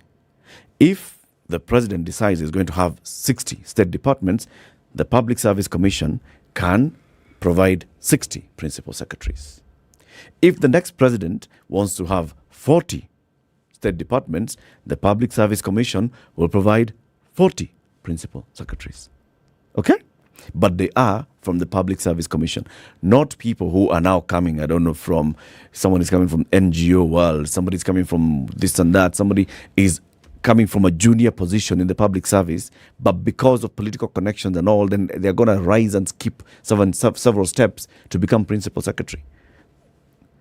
If I'm to choose one, I say, let us professionalize and completely professionalize the public service and say, PSs shall come from the public service. Don't politicize the public service. Bring in the person who is going to be the head of the policy arm of this, which is the cabinet secretary, can be an appointee of the president. But the principal secretary, the one with the authority to incur expense, the one who signs, the one who knows the certain department, the director knows this and the other, the one who moves the levers of that machinery. Let them be civil servants. So then I guess you're also saying, let them actually be career civil servants. Yes. Let them be people who started off as a junior officer, coming in, having graduated from whatever university, whatever institution, then you come in and you start, and then you rise to the ranks. So you almost guaranteed a place in government. Should you leave somewhere along the line, that's fine. But what you're doing is that you're promoting people who've been through the system. Then we are saying that people who just are we also saying that people who hop off private sector, who hop off of previous government positions, etc., then should not also be considered that you're going to just pick for this highest level of public service, you're going to pick from the pool that has already been in existence of people who have been able to gain experience, they've been able to gain knowledge and expertise, they've risen through the ranks, so they know this thing like the back of their hand. Yes. So people who come from other places, actually, it would be nice to be a PS now that I have. So can I just jump in on this gravy train? Their thinking should be, it would be nice to join the public service. All right? But it really so at whatever it would level, be nice to be a PS. You're joining the public service. You're either joining the public service. You can come from private sector and join the public service at director level. All right? As a secretary of housing or secretary. So somebody who has really worked, let's say at Shelter Africa, blah, blah, blah, has Habitat for Humanity, has worked in housing sector, can come in. And the Public Service Commission is looking for somebody with this kind of competencies, and they create that position. They appoint someone as housing secretary. Then that person, if there is now a department for housing that is created, could then also stand a chance of rising to the level of principal secretary for housing. It's okay. But not saying that today the president he wants to create 58 state departments. We are going to invite applicants from the length and breadth of the country. For them to come, we shall receive 9,154 applications. We shall shortlist them by whatever means that we are doing to 477 and later to 585, and invite these 585 people to come and spend 30 minutes with us. And out of that 30 minutes, we shall gauge their suitability to be the principal secretary and So the chief accounting officer in a state department out of a 30-minute interview. These are jokes. So, do you want to tell me, do you think the CEO of Safaricom spent 30 minutes with the board? Oh, come on. Definitely not. The CEO of KCB, yes, he has been a director in KCB. He was then promoted and made the MD of National Bank of Kenya. He came back. Do you think he only spent... It was like, 30 minutes with the board, like, Let's make the decision 1, 2, 3, go. Yeah, I think this can work. CEO of KCB. Definitely was, of course not. Of course not. It was a longer process than that. Yeah. So, look, the deeper issue here is that essentially what we are saying is that there must be a split between political leanings and then the real administrative depth that is necessary to run government. That there cannot be this political tokenism that is clearly the order of the day. That somebody who stood with you during the campaigns or somebody who has stood with you in the trenches, whatever, the immediate thought is that, don't worry. As soon as we get into this thing, I definitely will land on a PS position. Because that's what it is. So I see the deeper conversation being here that we're essentially asking for the split between the whole political conversation and work that actually needs to get done. That it shouldn't be that I'm going to give you this position because you've been loyal to me. And that's a practice. We cannot run away from it. It is a reality. It is knocking on our doors every day. That here we are saying that it's nuanced and that we think, well, it's thought, right? To prove it might be totally on another side of things, but it is thought. In your head, you're already thinking now, well, you know what? We already knows who these 49 people are going to be. The president knows his So why are we preferred wasting this candidates. time? But we're saying we need to spin this thing on its axis and say we should not have this political leaning when it comes to these appointments. Earn your stripes, rise up in the ranks, be aware of what public service really is, work for government, and do not kiss the ring. Yeah. Let it be somebody who understands the bureaucracy of government so that they can move the wheels of government. 27 minutes to 8. Let's take a quick break. The Room is a place to find the tech talent, the best tech talent, quickly and easily.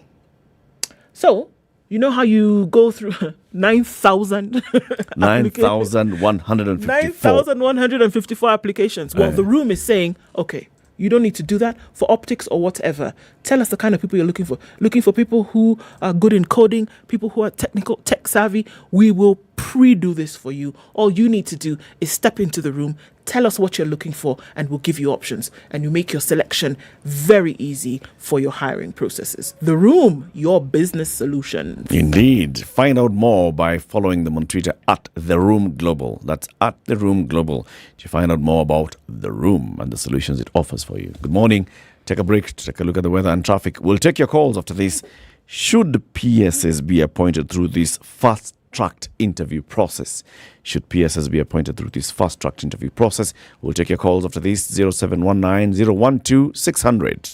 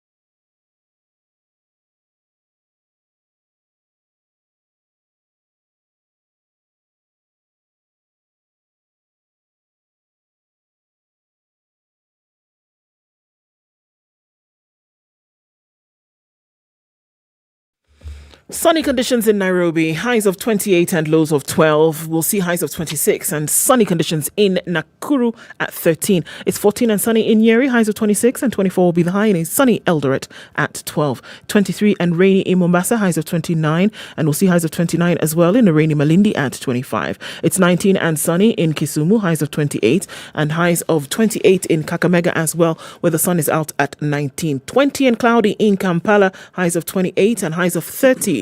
In a sunny Dar es Salaam at 23. It's 18 and cloudy in Johannesburg, highs of 29 and lows of 15. And it's mostly clear at 25 in Lagos with highs of 31. 32 will be the high in a rainy Kinshasa at 24, and it'll be down to lows of 23.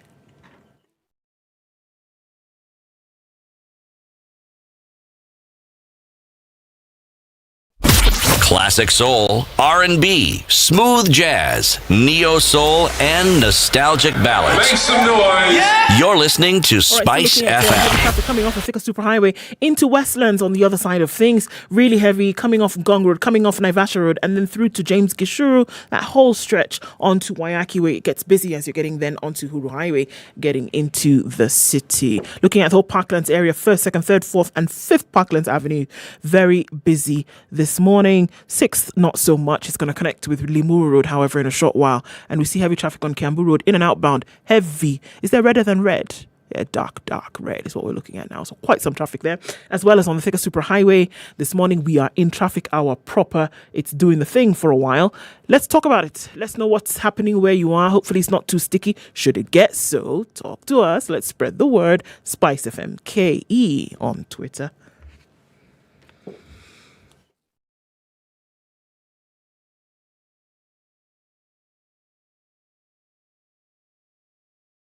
Mature, intelligent talk every morning.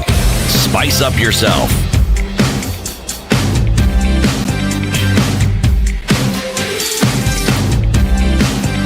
Mornings done right.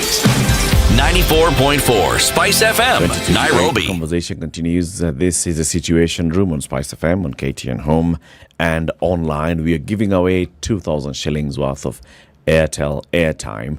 And we were asking you, who are you sending money to today via Airtel Money?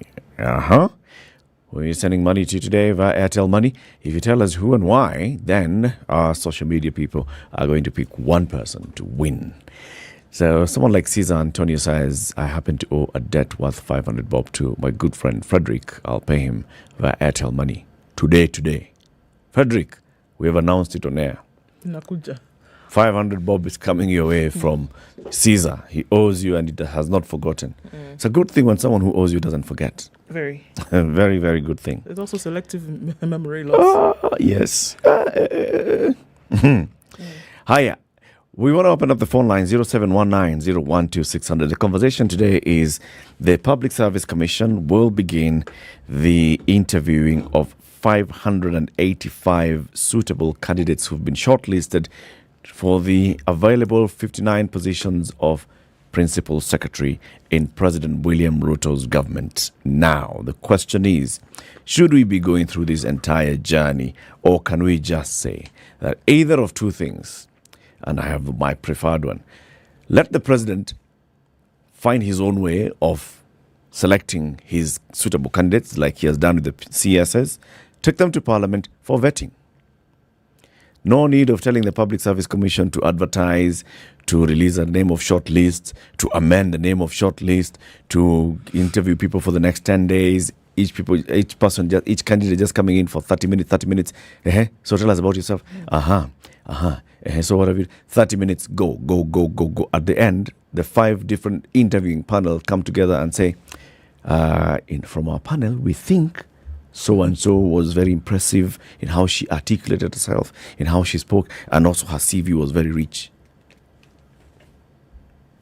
Or should it be just a pure public service? The Public Service Commission, through its own workings, keeps promoting and growing its own people. So let the Public Service Commission promote people to the level of Principal Secretary, and the President then just works with the Principal Secretaries who are there. Yes. Just the same way, the President does not pick who becomes the Chief of Defense Forces. There's a team, that sits down and looks at the elevation of officers all the way to the rank of general. So, same way. Go to the phone lines. Joel in Kericho, good morning. Salama sana Nairobi, namna gani? Mambo iko safi kabisa Nairobi. Salamia Mombasa kwa Pundu. Sasa. Poa sana. Good morning. Salamu kabisa. Sasa Eric, ile kitu iko ni kwamba ile Public Service Commission inafanya fanya kazi yake. So walisema wakati watume maoni kulingana na wale ambao wamependekezwa. So kama Eric umetumana video yako, mimi nitaulizwa, nitatuma yangu, tuangalie ikaguliwe vizuri. Na mtu apewe kazi kulingana na video, yani kulingana na uwezo wake. Na Public Service Commission ifanye kazi. Okay, rais anaweza kuwa amesema kuna watu fulani anataka, lakini Public Service Commission was kabisa hao watu. Sasa lakini Joel, do you think there's sufficient time for the Public Service Commission to actually go through the selection of a suitable candidate for the highest position in the public service? Unajua sasa ile kitu iko wao tu wafanye kulingana na, unajua na time inaenda na vile unasikia upinzani wanaanza kulalamika hapa. So nikaona tu wakuu katika ile time wako nayo wafanye tu kulingana. Kuna unajua Public Service unajua, so unakokuwa sija kuangalia vile wewe ulisoma wapi na uko na capability gani ya kufanya kazi. So ikakuwa tu nao inatupatia wale watu ambao wanaweza fanya kazi vizuri. Sawa. Kwa Wakenya, maana Wakenya wanaumia. Na utobie t-shirt ya Spice. Unajua mimi Spice ambassador hapa Kericho. Kabisa? Yeah, my friend. Ama namna gani my friend? Kabisa my friend. Enough is enough. Tutafutie bana. Sawa. Shukran. Thank you Joel. Robert in Nandi, good morning. Morning too. How are you doing today?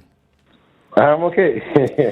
Should PSS be appointed through this fast-tracked interview process? You know, it's about the end result that you want to achieve. Right. If you take the wrong process, you will just get mixed up in the way here. You see, if you are to do the same to the ministers, there are a lot more of those ministers who have been nominated right now would not even qualify to be in the list. The CSS, So by having, you want to attain a particular result, but you are using the wrong process. So that one is a big quagmire, a lot of Pandora boxes being opened up here. And from morning I've been listening to your discussion. And if that kind of a discussion were to happen in the House in the Hill, this thing of PLC would be gotten rid of. Huh? What would you prefer? This I rather would have just nominated guys. They are those guys who have been nominated by the man himself are vetted by PLC. If they meet the standards of persons they would really wish to serve in public service. And you cross the bridge very fast. But now you've opened up a big Pandora box of you've a preferred list. Yep. But in a big group that is so open to the public that if today a guy that feels that, the guy's been nominated was not fairly nominated because he meets some criteria, political criteria, he can run to court and say, the process was wrong. I wasn't given a fair chance. Alafu. Pandora's box. Thank you very much, Robert. Pandora's box. Thank you very much. But again, okay. Have a lovely one. Let's hear from David. David. Yes, good morning. Good morning to you. I just wanted to give my little contribution. Yes. So, Latif, I've heard what you've said about the PSC following its procedure, but you see, we also are in a bit of a conundrum because we keep complaining that corruption has been bred deep into this public service of Kenya. And any new administration has its goals to achieve, and perhaps the head of that new administration might not have, built trust with this Public Service Commission. He knows what happens there. He's been part of this system for a long time. So I think when it comes to those key positions, while it is important that we also consider the people who have traditionally been in the public service, fresh blood from the private sector is not necessarily a bad thing. No, it isn't. You remember during the Moi time when they were trying to correct some of the stuff that the Bretton Woods institutions came up with. They reached out to the the private sector to bring in people who they thought would clean it up and perhaps provide a better image to the lenders. The dream team, they call it. Absolutely. So what I'm thinking is perhaps a mix is not bad. We obviously have to appreciate the work that has been done by people in the public sector, but it doesn't harm to have people from the private sector applying. David, this, I'm calling it a charade. This charade that we're being subjected to for the next 10 days, 5 panels of the Public Service Commission are going to sit and give a candidate 30 minutes. Yes. And then after that, they are going to give the president a list of 58 and tell the president these are the most suitable people to serve at the highest level of the public service. Is this really sufficient vetting? Not necessarily, but at the same time, you do have people's CVs that you would definitely go through. I'm not saying 30 minutes is by any means long enough to suggest the perfect candidate, but we rely on people's stated experiences. I think that I think right there is the problem. I think right there is the problem, that we are dealing now with 500 people for whom there is the speculation that already who the 49 will be. So why subject the public to this whole process where you already know the end results? Which is why we're saying do one of two things. Let people work through the ranks and then have your appointments from the private sector through if you feel that you must do that. But why subject people to a process whereby we already know there's a political leaning in terms of tokenism when it comes to these appointments? I think it is a mix of two things. Number one, it's optics, just to show that, look, we did follow a process. Okay, you're a new government in place. You want to show that you're kind of following this process. Ticking the boxes. Ticking the boxes. But at the end of the day, because it is a government that has been voted in and it is in place, we are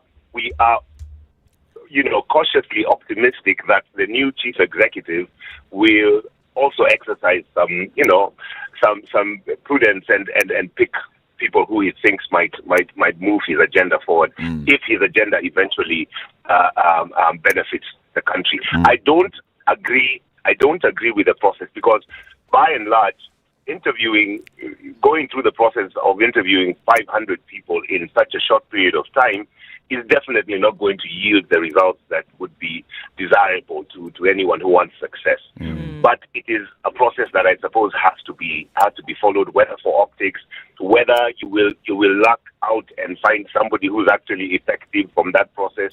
But at the end of the day, I think the chief executive should be given latitude to pick people who he thinks would advance his agenda. Whether it is people who supported him, whether it is people from the private sector, at the end of the day, we just want people who will give us some success. God knows we need that in Kenya right now. Indeed, we do. Thank you, David. Yeah. Have a lovely day. All right. Let's cross over to Mombasa. John. Good morning, Station. Good morning, John. How are you? I'm fine, thank you. We are well. Yeah, let me go straight to the point. My view is that whatever we've been subjected to is just a charade. We are the kind of people who wants to play to the public gallery, to be seen as if we are doing things the way they should be.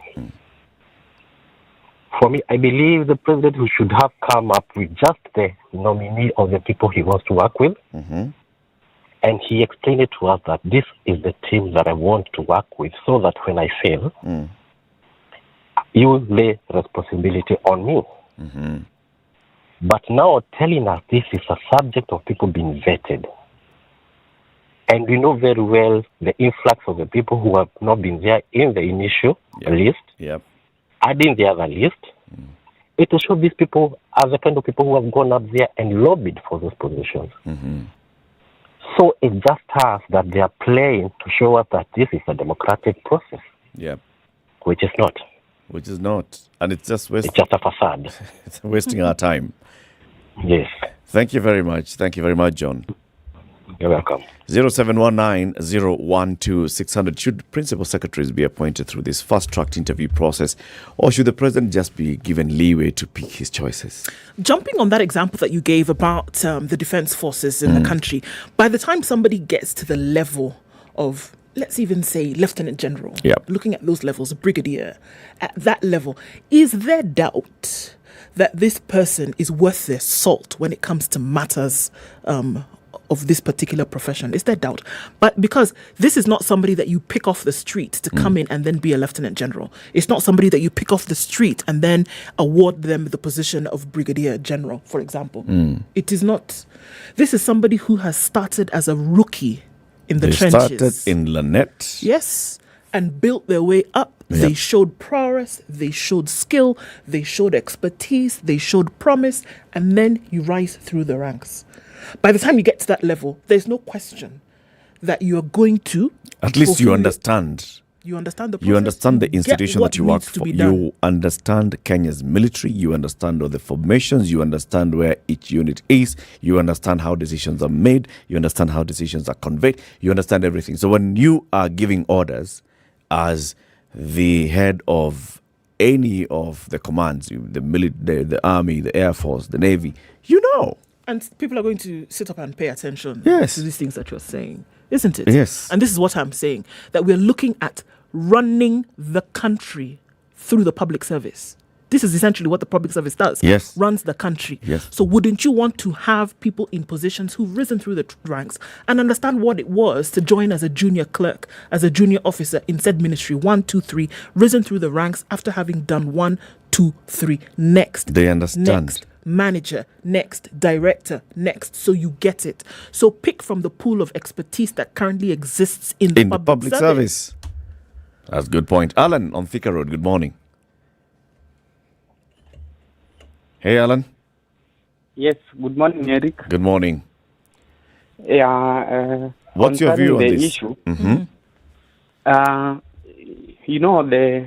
William Ruto, we know, Dr. William Ruto. In my thinking, at the moment, we can't assume that he does not know the short list of 58 candidates that he wants to work with at the PS level. And the time provided, it cannot provide a basis upon which we'll get qualified people, because a 30-minute job with the head count of the candidates, I don't think so. It will not work. Politically, there is an upper hand. Yes. So what do you think should be the best routes to getting PSS? For me, my best bet would be the Public Service Commission approach, because there are career civil servants that have served in those positions, and they have the experience and the qualifications needed, but that has to be provided by the public service, which, in my opinion, is disregarded for a political approach. Yeah. Thank you. Thank you very much, Alan. Have a lovely day. Andrew in Lavington, good morning. Yeah. Yes, good morning. I have a question with all due respect. Yeah. When did permanent secretaries recruited from the ranks of the civil service morph into principal secretaries recruited from the political class?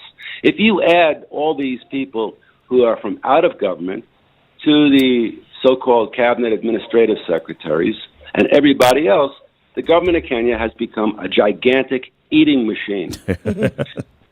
And what you're asking about is what was in place after independence through the 70s into the 1980s, into the 90s, when civil servants were promoted to permanent secretaries. So that notionally, when a government changed, you had a full-time government in place. There's still continuity. running on a day basis. Yep. And so you're just saying, we should go back to the future. Let the Public Service Commission promote from within the civil service ranks, and let the members of the political class tarmac on the streets like the rest of us try to do. Have a lovely day. Have a lovely day. Thank you, Andrew. Zachary, good morning. How are you doing, Zachary? Yeah, I'm okay. And it's only that during the morning hours I've been somehow committed. Okay. But I'm with the girls in the evening, with the adults in the room. I hope they tell you so. They do. Now, very quickly, because functionally, we don't have time. Yes. And I hope Andrew is listening to us, and we wish him well, yeah? Yes. Oh, my God, we know Mr. Ruto. He exactly knows who this position is going to be filled by Eric. This is this is Andrew, this is Zaka, like that, yeah? But then, for the formality, it has to be shown that, this thing was done there constitutionally. And let me see this, Mr. Eric, and I've said so several times, yeah? We were not yet ripe for some of the things that are in the new constitution.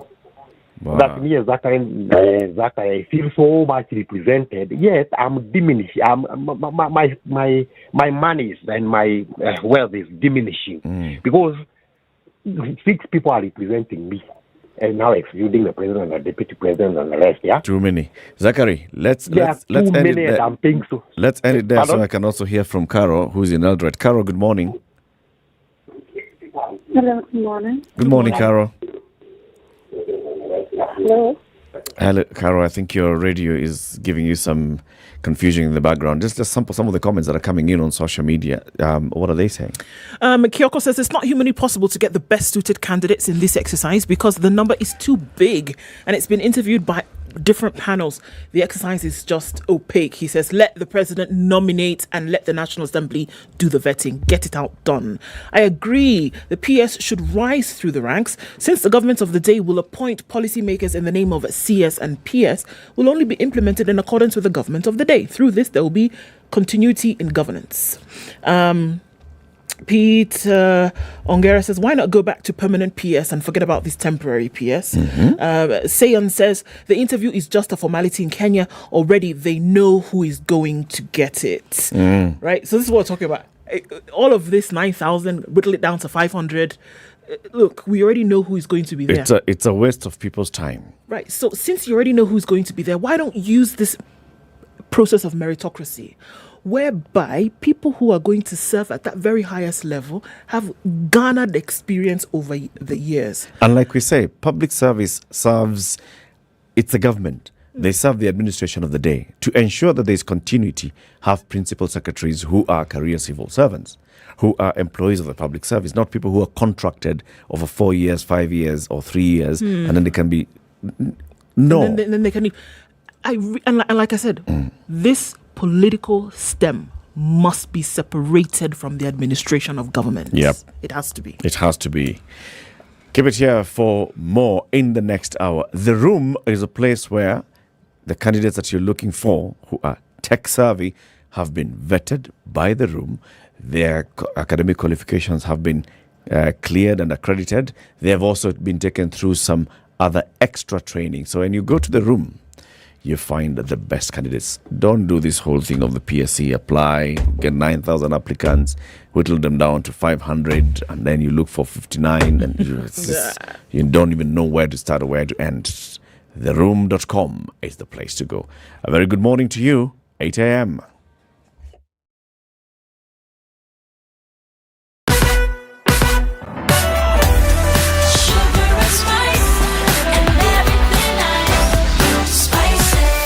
Spice up your life.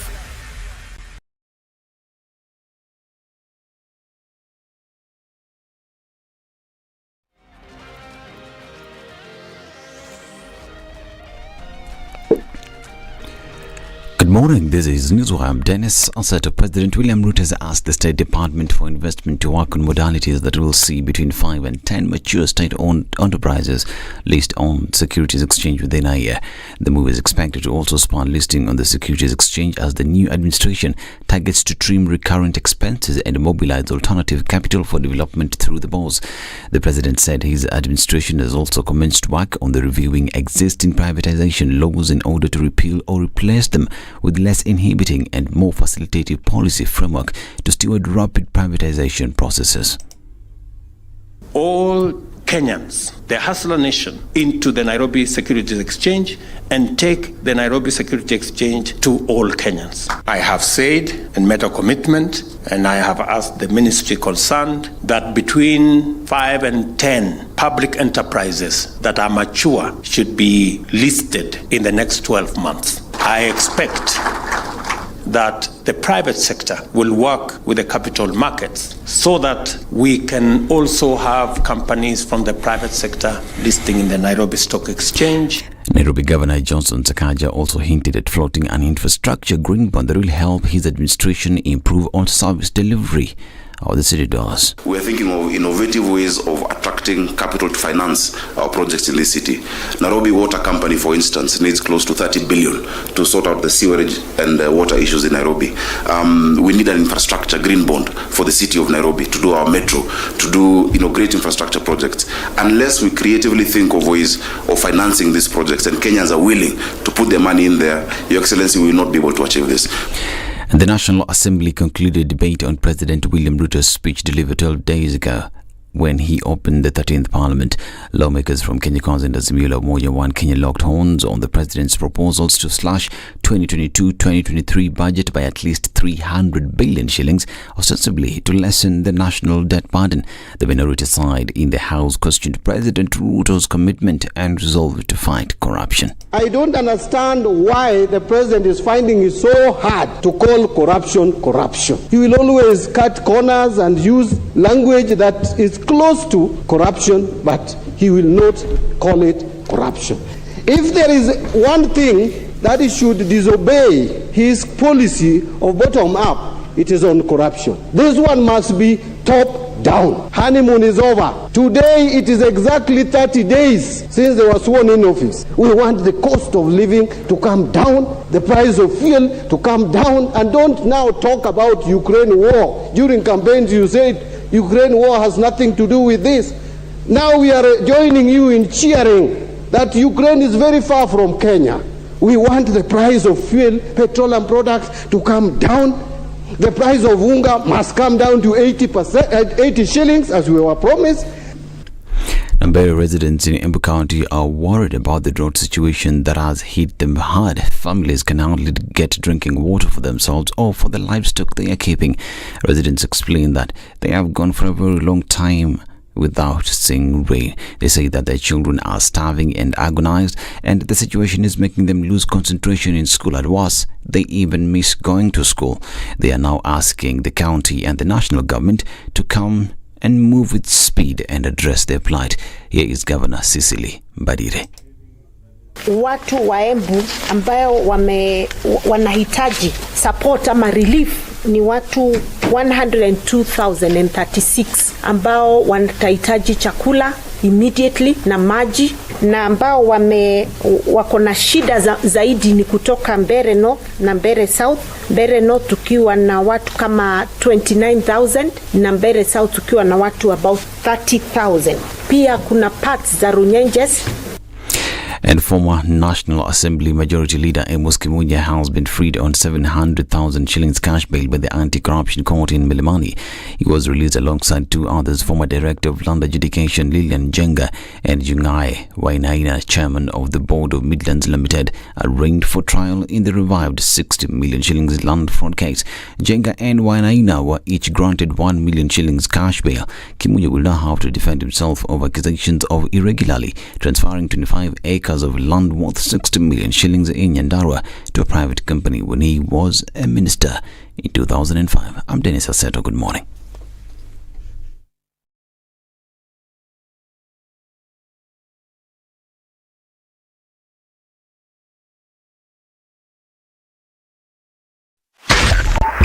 .5 Spice FM, Kisumu.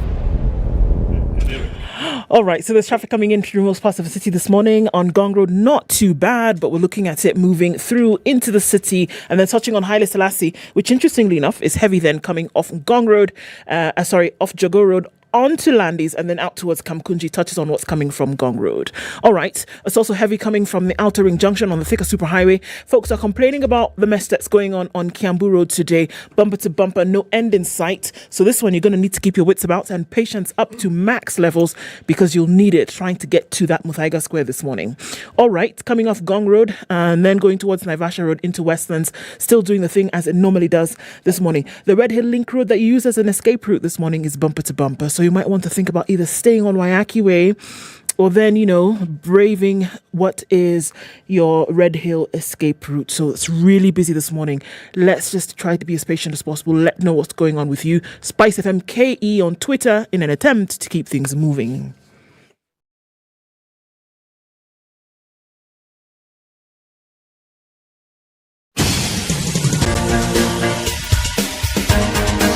This is The Situation Room, the home of hard-hitting political commentary and penetrating insights about the state of the nation. This is a talk radio experience like no other. The Situation Room, a place for hard truths, debates, and elevated conversations. The Situation Room, witty, political, engaging, deep, controversial. In the room, we have C.T. Muga, researcher, academic, seasoned political observer, a fountain of wisdom in these politically uncertain times. Ndu Oko, Nigerian by birth, Kenyan by choice, communications expert, Pan-Africanist, a truth seeker and believer in people power, and Eric Latin, agent provocateur, the man in the chair, seasoned journalist, news hound, a man who believes in punching up, not down.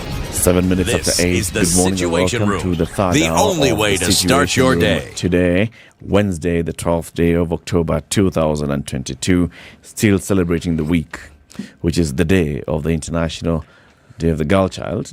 And we are celebrating it because of the work that the MasterCard Foundation and its partners have been doing in the bid to ensure that many young people, especially girls, have access to dignified and fulfilling work across Africa. In Kenya, for example, they have this plan and program to have at least 7 million young people getting access to dignified and fulfilling work. 70% of them, that's about 5 million of them being young girls. Very, very good work being done. We want to have a conversation now about development and looking at development from a point of not just Kenya, but from a point of Kenya and our neighbors. Who is it that we have in the studio? We have two guests in the studio with us from the Economic Development Board of Mauritius. We will be discussing with them the role of strengthening regional value chains in Africa and why Africa. Before we welcome them, let me give you the day's proverb on behalf of CT Muga, who is still away this week. The proverb is from where? Ivory Coast. The Ivorian proverb says, if you're not going to bite, don't show your teeth. If you're not going to bite, don't show your teeth. Just keep your mouth shut. A number of people do that. It happens often. Yeah. The threat of the bite, but then it actually doesn't happen. Hence the proverb. You will see. We will leave no stone unturned. I will come for you. No effort will be spared. Everything shall be done to ensure, and then nothing is done. Right? We've got two guests in the studio, and they are from the country of Mauritius. One of them is Hemraj Ramnial. He's the chairman of the Economic Development Board of Mauritius. His colleague, who is the director of industry in the same board, Gerish Bhaktawan Singh, is also in the studio. Good morning, gentlemen. Good morning. Good to have you on the show. Welcome to the hot seat of Kenya's biggest conversation. There are two. Consider them the hot seat of the conversation. It's quite warm in this morning. Yeah. Fantastic. Yeah, it's good. Fantastic. Hemraj, good to have you on the show. Thank you. When you hear that proverb from Ivory Coast, does it relate to what you've come across, even in your own country, Mauritius? Well, if you're not going to bite, don't show your teeth. I think this the situation now, I will say we need to consider the evolution of the economic environment, especially post-COVID, and also the ongoing war between Russia and Ukraine, which is, I think, in the past few days is deteriorating. I think the challenges is for the young people now. Young people in Mauritius, young people in Kenya, young people in other African countries. Our responsibility as the lead agency, the institutions, is to create the opportunities for young people. I think that's why we are here today, this morning, as chairman of the Economic Development Board of Mauritius, which is the lead government agency for promotion of investment, promotion of trade, goods and services. And also, I think we are doing everything to attract investment in the country. I think we are today in Kenya is more symbolical. I think because our relationship with Kenya dates back for many years now. But as I will say again, the global environment has changed. It will continue to change. So coming to our partner and making a very robust and vibrant collaboration, that's the purpose of our visit. And maybe we'll talk about this in greater detail. Yeah. So the board, you say it's the foremost government agency for promotion of trade. Yeah. So is it for promotion of trade within the country, or is it for promotion of export of goods and services from Mauritius? Because we've got two similar agencies in Kenya. We've got KenInvest, which looks at promoting investments from foreigners into the country. And then we've got the Kenya Export Promotion and Branding, which looks at promoting Kenya's products and services abroad. So what exactly do you do? Which of those two are you? We are for both export of goods and services, and also for attracting investment into our country. That's the way we do. I think just example, we are leading a delegation of exporters, medium-sized exporters who are here in Kenya. We'll have a business forum on Thursday. So the purpose of this visit is for them to at least to meet the Kenyan counterparts, and they cover different sectors. The purpose is to the future, the relations that they have, how to build the synergy, and how to export the goods to Kenya. I think that's for the goods. And also we are thinking about the partners, Kenya partners, business people, that who can also invest in Mauritius, and also I think inward and outward also. Mauritius entrepreneurs also who like to come and And I think there are very numerous opportunities in Kenya with the evolution of the economy. I think more opportunities, both sides. Garish, as the Director of Industry, of course, you would be looking at promoting Mauritian industries and how then also people can come and invest in that country. Which is a bigger focus? Is it attracting FDI into Mauritius, or is it seeking markets for Mauritian products? No, both are relatively important. Okay, we can't say one is more important than another. But what's important for us to know, Eric, in the context that we have gone, even Kenya has shown resilience to what has happened. Mauritius has shown resilience to what we have gone through in this period of uncertainties. We are at a period of time when we are looking and speaking in this term of Africa. We are Africans, me and you, Kenya, Mauritius, we are Africans. We belong to the same bloc, Comesa. There is a CFTA coming. So we are talking about one Africa to do the exchange of goods, services, and people. So in that context, I'm thinking from that perspective to add to what Chairperson said. When we come with the 25 operators, Mauritius is not only a touristic resort. Mauritius is telling that we take advantage of what is prevailing at the moment with the Comesa. Our product that we manufacture goes without duty here, and we do big things. We do a number of things. And on the other hand, we said with the alliances that Kenya is having to reach out, throughout the number of countries of Africa, through Ethiopian Airlines, through the roads, you'll become focal point. So your strength or what you did in agriculture, we are very proud when we see Kenyan products going to Europe. When you see your successful story about coffee, peanuts, or even the vegetable that you're exporting, we are very proud to see that. Africa is being represented. And when Mauritius has earned a good name in textile, apparel, medical services, or whatever products that we have earned a good level.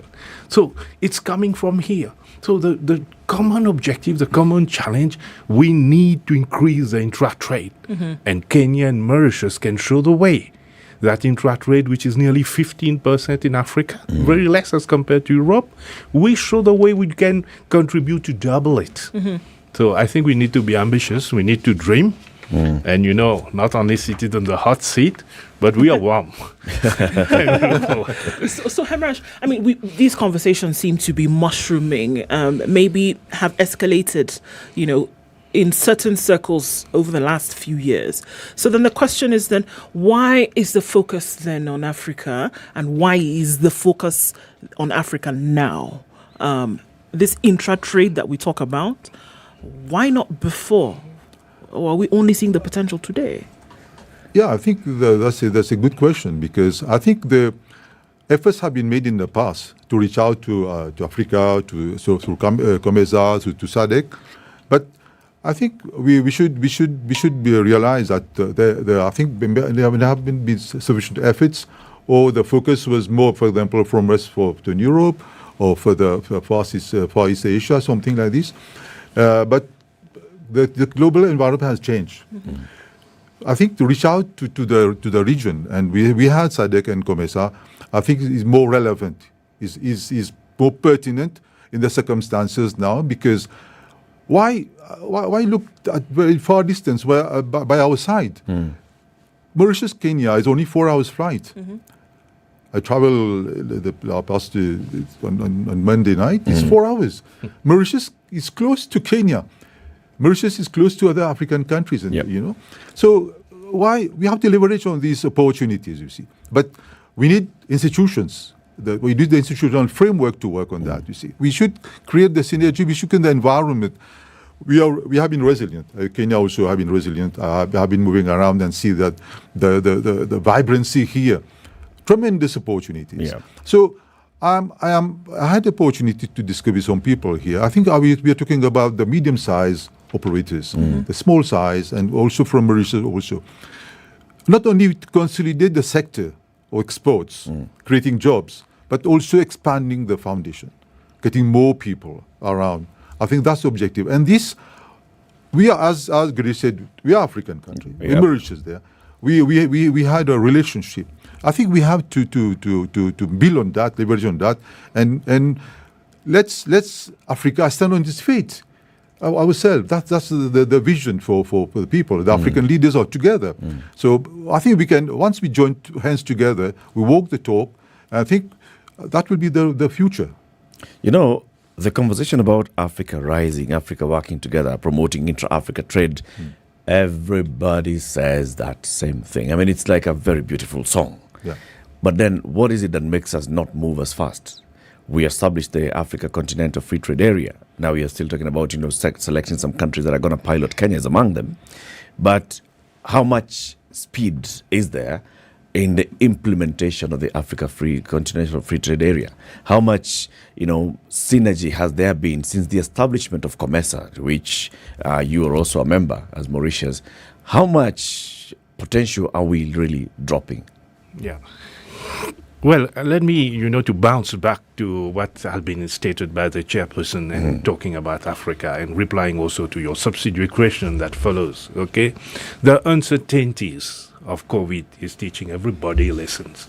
Because for too long, there's a paradox. We are strong in raw materials, but the brands is outside. You're strong in cotton. The brand is European and American. The chocolate remains Switzerland. For too long, it is going like this. But when COVID came and the prise de conscience become more and more focused among the policymakers and leaders, and everyone is talking about it.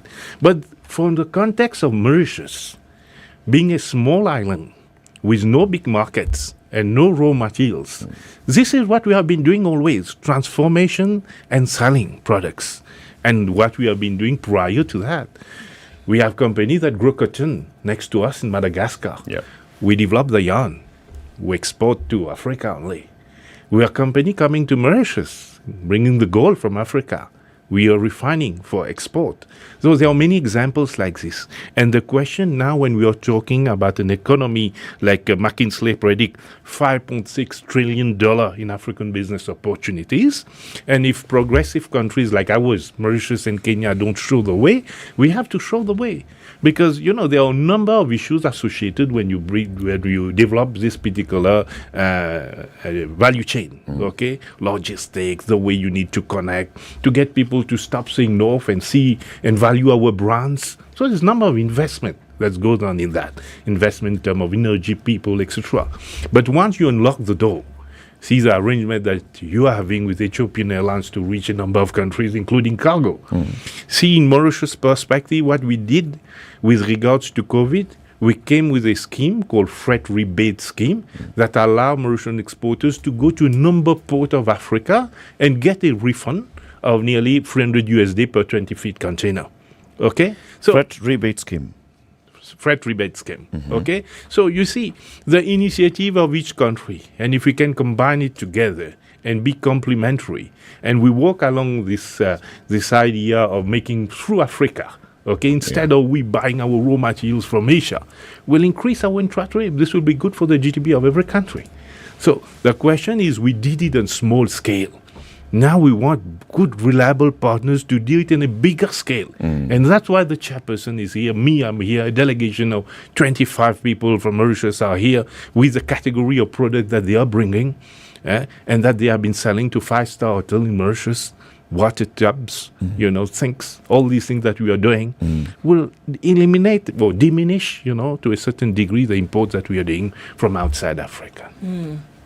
I think that will be... I would just add on that to completely reduce the scale of imports from the Far East or China or India.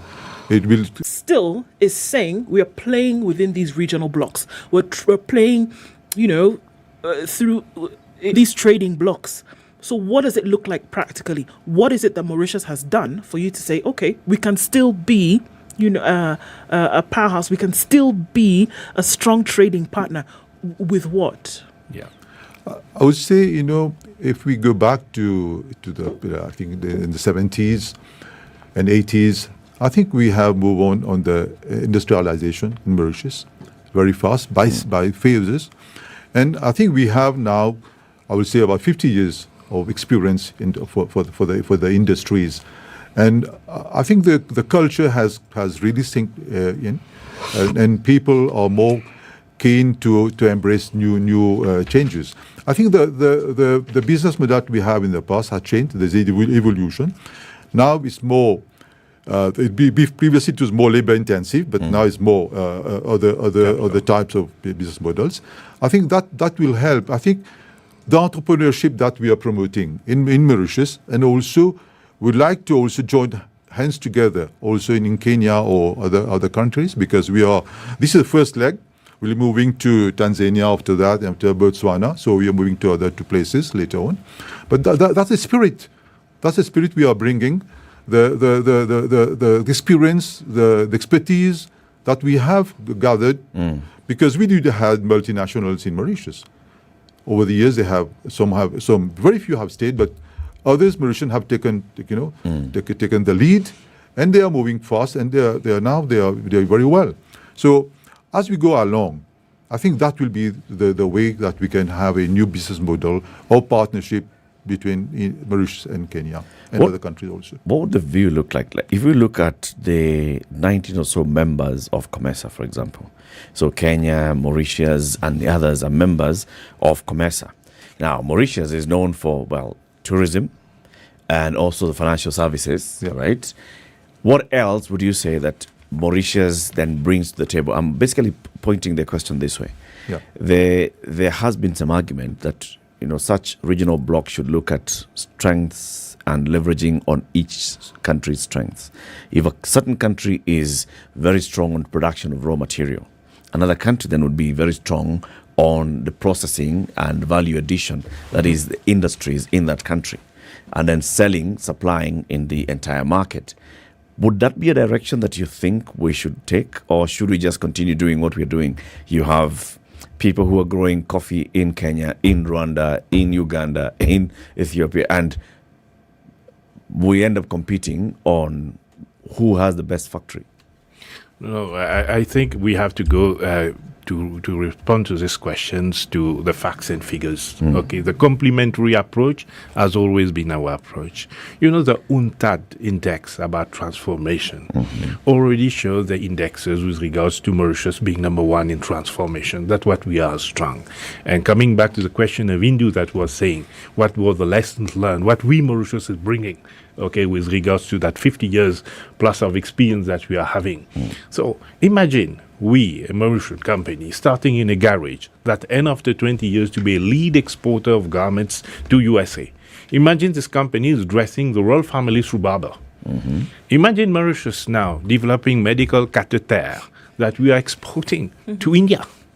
The catheter, and we are looking to be the focal point in the region when it comes to medical devices. Okay, you have Ireland in Europe, you have Mexico. In Africa, we are still buying from everywhere. Okay, imagine when it comes, to the type of spirits that we have developed out of the extract of the juice of cane, being nominated best rum category award.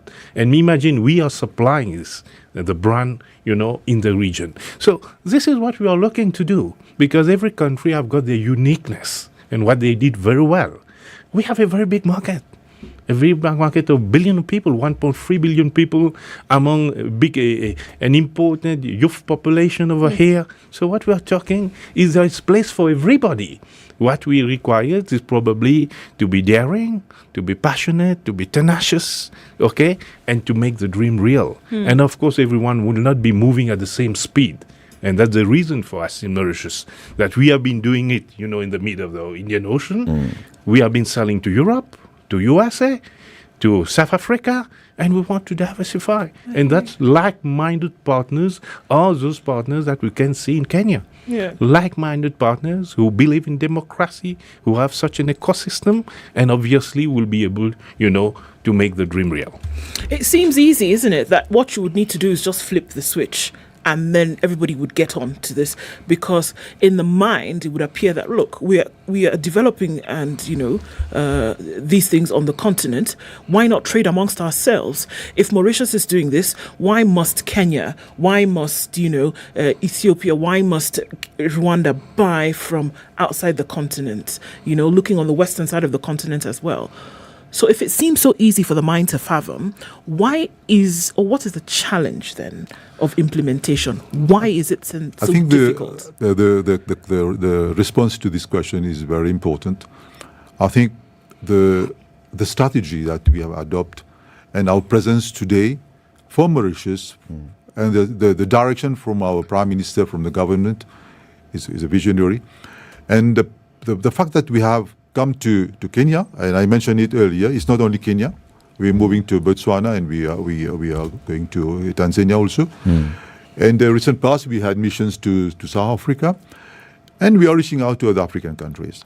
I think the first the step will be at least to reach out to each other, understand the strength, the opportunities, share our views. At the end of the day, when we leave Kenya, we'll be able to understand the ecosystem, the facilities, the opportunities. The people will be able to reach out, attend our business forum. Similarly, in other countries also, in Rwanda, Botswana, we need to identify the opportunities. We'll have to understand the weakness. Which country is strong in what sector? By doing so, we're not going to waste resources. We have to at least, on the African side, how best we can leverage on each other's receive. So once we attain that kind of situation, at least as a block, at the regional block, we become stronger. I think we have to elevate ourselves. We have to go to another level. But the communication strategy, reaching out, I think opening and missions not only from Mauritius, mission to Mauritius also, very, very important. From Kenya, we're inviting the entrepreneurs, the businessmen to come to Mauritius. Once we understand each other, that is the first, which maybe we have not done enough. I think we have to understand this. We have done enough, but we need to oppose COVID, post all this situation. It's a compelling situation. We have to work. This is the only way. The only way is to leverage on our resources, on our strength. To look inwards. Let's take a break at this point. It's 8:30. This is Kenya's biggest conversation. Our guests this morning are from Mauritius, from the Economic Development Board of Mauritius. This is a premier government agency that promotes trade and investment with and within Mauritius.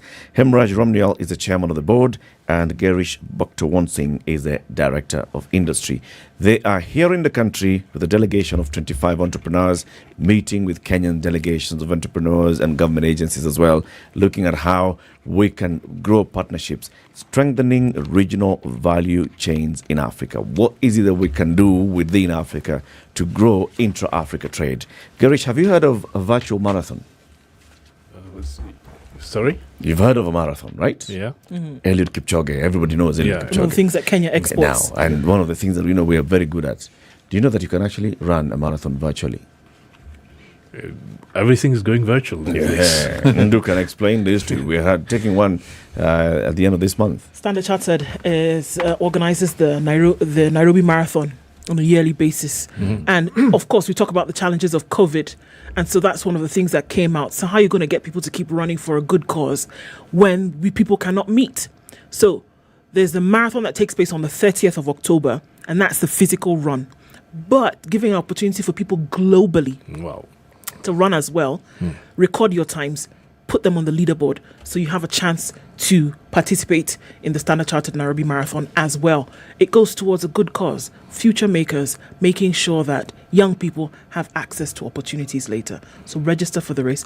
You can run in Port Louis, you can run in Eben, Definitely. and then put your times on the leaderboard.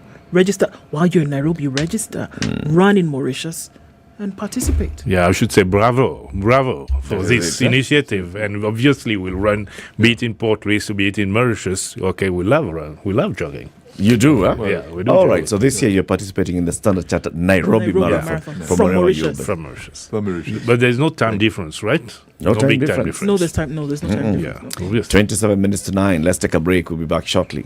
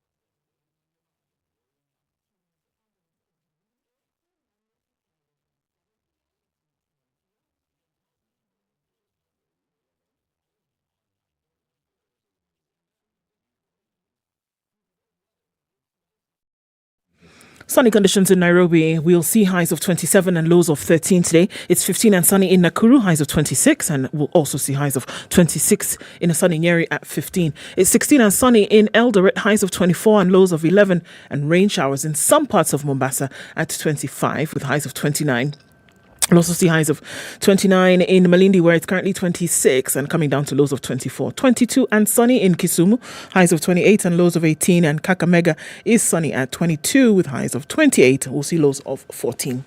It's 21 and partly sunny in Kampala, highs of 28 and highs of 30 in Dar es Salaam, where it's sunny at 24, 22 degrees right now in Johannesburg, highs of 29 and lows of 17, and Lagos is partly cloudy at 24 with highs of 31 through Wednesday. We'll see highs of 32 in a rainy Kinshasa, currently at 24.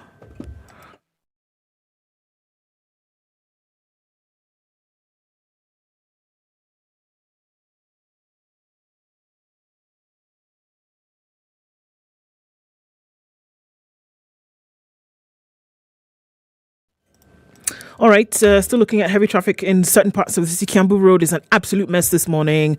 If you're on it, my commiserations. It just needs a little bit more patience, and we should be out of that in no time as folks get now towards that Muthaiga Square. Coming off the Thika Superhighway, still continues with traffic this morning, and we're looking at it heavy through past the drive-in and then out towards Survey. So we'll contend with that for some time, but it should be all right. James Gishore is still heavy, but now your escape route of the Red Link Road is available. Use that now. Pepon is still busy, then going out towards the Giri Ridge and then out towards Limuru Road. So some traffic moving slowly there, and Lavington is still a thing. Gong Road busy going towards the city. SpiceFM KE talked to us there a few minutes after 8:30. Let's see what happens in half hour.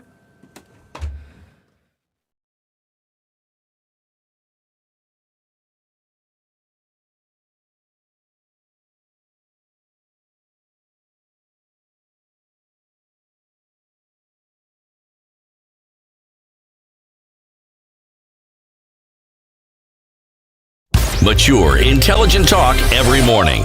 Spice up yourself.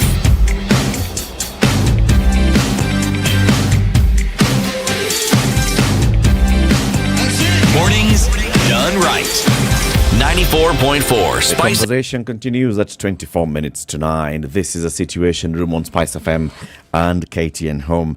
Hemraj Romnial is the chairman of the Economic Development Board of Mauritius, and Gerish Bhaktawant is the director of industry.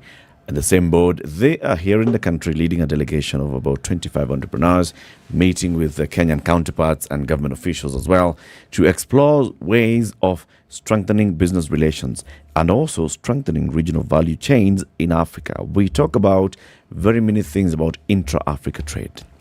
All the figures are bandied around. McKinsey and the others talk about, in the next couple of years, X amount of business is going to be traded intra-Africa.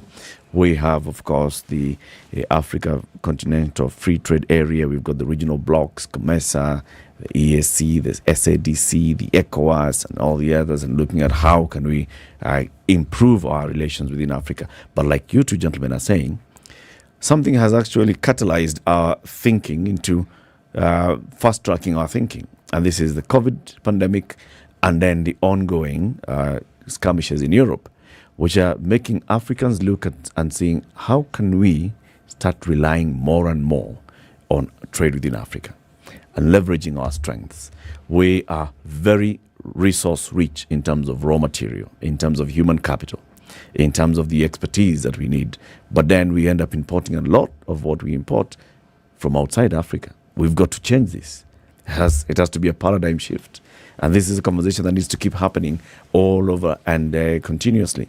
But then how do we leverage our individual strengths as countries so that then we don't look at it from political lenses and see, if Kenya is talking about this and Tanzania is sitting there, Tanzania sees this is competition, so let us stall the progress of this conversation. How do we leverage our individual strengths as countries in Africa? I think we have to address, you say you're right on this, the mindset, on the leadership side, I think as Mauritius, because as we are mentioning about the delegation of 25 entrepreneurs is more symbolical, because we are expecting more people I think the momentum will grow and will gather the strength, and we have more people coming. But similarly, we are expecting perhaps we had meetings recently, maybe 50 business people visiting Mauritius in the next few months. There's one aspect which we need to at least focus, also at least redirect people on that.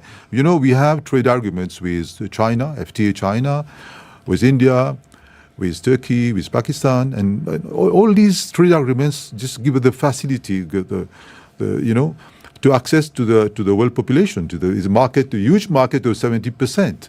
But we need to do things. We need to walk the talk. We need to create the momentum and create the ecosystem. What I was thinking of, and in Mauritius, we have the facilities, we have this, logistics, the free port like this. We need to think of value addition, the transformation, you see. How can we go, at a high level? That will help at least then opportunities for imports within ourselves, Africa. Example from Kenya, businessmen having a satellite unit in Mauritius with the support from China, from the India. Once we have this kind of system, and we export to Kenya, we export to other countries, because we are thinking of leveraging on the distribution side also. Like Kenya become the distribution hub for Mauritius. But partnership is not only for Mauritius. Partnership, Kenya businessmen with Mauritian businessmen working together in Mauritius. And similarly, also from Mauritius in Kenya also. So once we do that, we have the trade agreements. We talk about COMESA, SADC, all this, you see. Then other countries also, out Africa, you see.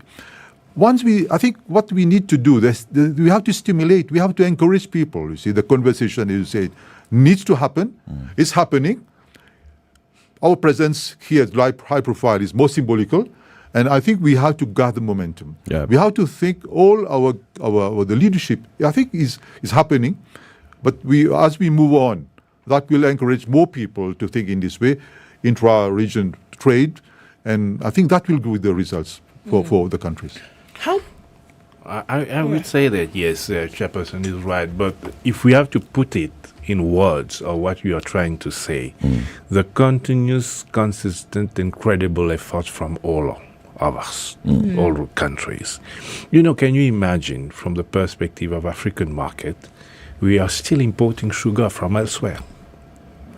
And Mauritius has got an industry of sugar that has been innovating a lot. Right. True, the price of sugar has been going down, but we innovate with the special sugars. With type of sugar for diabetes, low GI sugar. So this is a uniqueness for Mauritius. They have put a number of strength, a number of investment in it. The same things happen, when we see coffee tomorrow. We don't know coffee. You know coffee better than us. You are stronger in the making of coffee. You have been very strong in the cultivations of vegetables as per global GAP norms. Yeah. Kenya lead the way. So the point is, what approach? Whenever we are importing also vegetables in Mauritius, and we can, why should we see in other direction? We should see in this direction. And that dependency, on Asia probably has been because we were getting it at a cheaper price. And probably the approach will be, best product at a competitive price from Africa. We have the challenges of logistics. We can't connect with each other so well. The freight aspect, the boat aspect, how the cargo is coming. So all this will be sorted out when there's volume trade. So we have to start somewhere. And we cannot think of it's going to be a smooth flow. There are challenges, but we have to face it while move on. And you have to start that, and that for sure.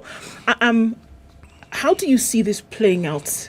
We're looking at this intra-regional trade, continental trade, and agreements. How do you see this playing out vis-a-vis the protectionism that is being sought for local practitioners, for the farmers in Mauritius, for the farmers in Kenya? What do you feel needs to happen first for them before the conversation happens with another country? Yes, I guess when it comes to the ground, to where we are having the raw material, the source, and that there is this level of standard that should be brought. You taught us a very good lessons with your global gap. Okay? I think this should be the standard of whatever products that we are doing, because we are having different objectives, when we are going for that development of the industry. What we are talking about, industrialization within Africa at the end of the day, which is strong in the agenda of our African Union, and which is strong in the SDG goals, which is strong in the fight for elimination of poverty, and which is strong in uplifting of nations. So we should have to start at the base. Yes, that mindset should be there. We cannot go like we keep on exporting our raw materials everywhere in the world. And then, even in the plantation of cotton, there are different, climate change, climatic conditions, the type of cotton that's coming up, which is best for which type of product. There should be an harmony in all that. And we cannot say one should stop growing cotton on the next day. We need all that, because as per season, you have to ensure that you're getting cotton from wherever, but throughout the year. So we have to take advantage of our big geography, 54 countries, the uniqueness of each of us. We don't tell anyone, you stop doing this. No.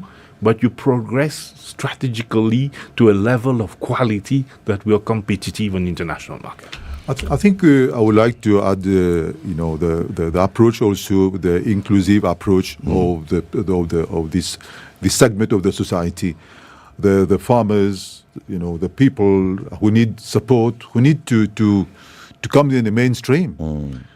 We cannot leave them out.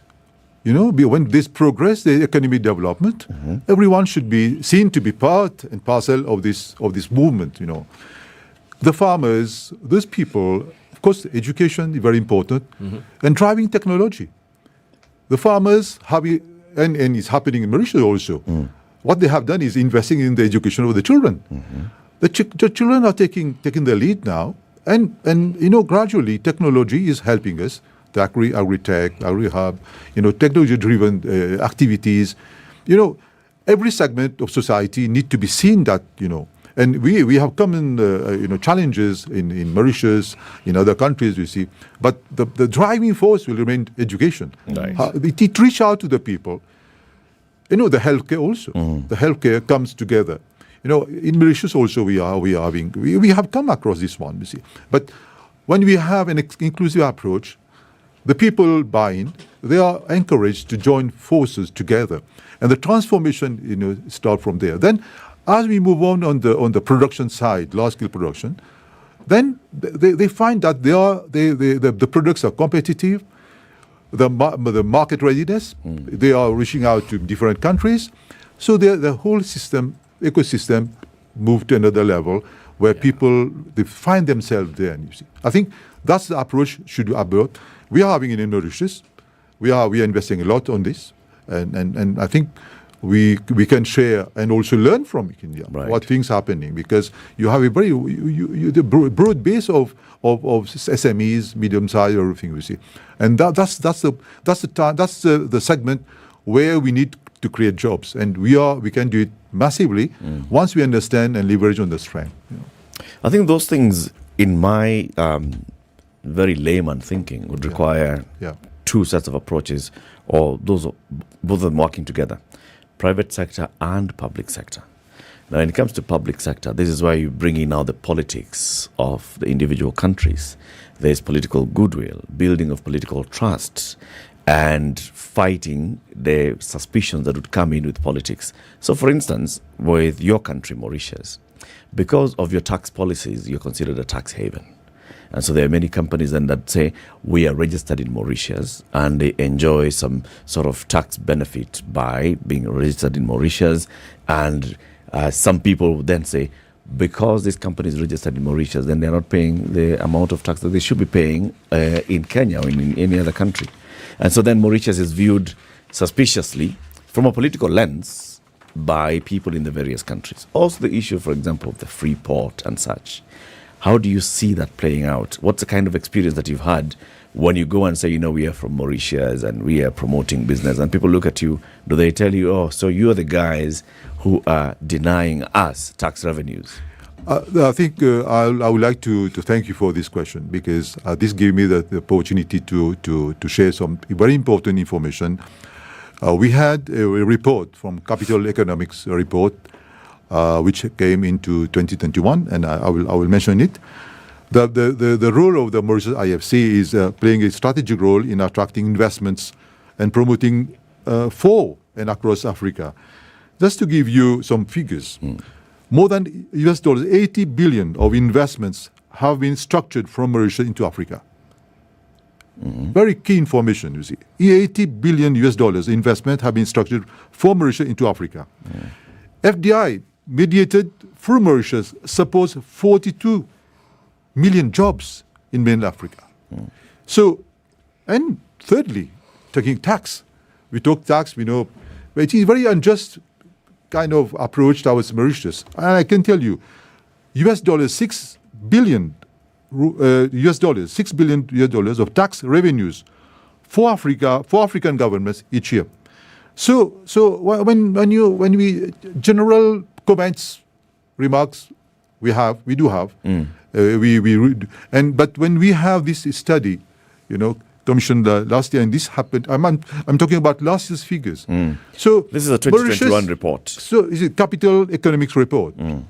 You can access that, and that gives you the different perspective of Mauritius. Mauritius is a partner. We are working together with the governments and everything. You see, there's nothing which is unjust approach, or we are capitalizing on certain unfortunate situations in other African countries. These figures, I think I mentioned it, you can check it, and this is very important. We tax $6 billion of tax revenues for the African governments for each year, you see. So thank you for this question, and I think it is very important. The argument here, Hemorrhage, is because of the 80 billion shillings investments that have been structured from Mauritius to Africa. Basically, Mauritius then positions itself as the entry towards Africa. So this is basically FDI from outside Africa that is coming into Africa, but it has come in through Mauritius. Because, of course, of their tax. This is only one aspect. The benefit they get, among others. Among others, yes. And then now these businesses, are they then centered within the African countries, or are they centered in Mauritius? No. These are all investments within Africa. Within Africa, different segments, infrastructure, all the healthcare, and on different. I don't have, all these different sectors. The investments in Africa. So the benefit then that you say is, look at it from the benefit side. The benefit side is the kind of jobs that have been created through these investments. There are 42 million jobs that have been created within Africa. The kind of tax revenues that you've earned as African countries because of the investment that got in through the gateway called Mauritius is $6 billion worth of tax revenues for the different African countries. So we say we look at it from that angle and not from any other angle. I think I think the partnership approach is very important. We form part of Africa, and we have the African spirit. We do respect, we do cherish this African spirit. I think the going forward, is more to see how much Mauritius does our presence today, and also how can we work together, Of course, the cross-border investments will continue. The structures, we come from Mauritius, and we direct then the capital flow into Africa.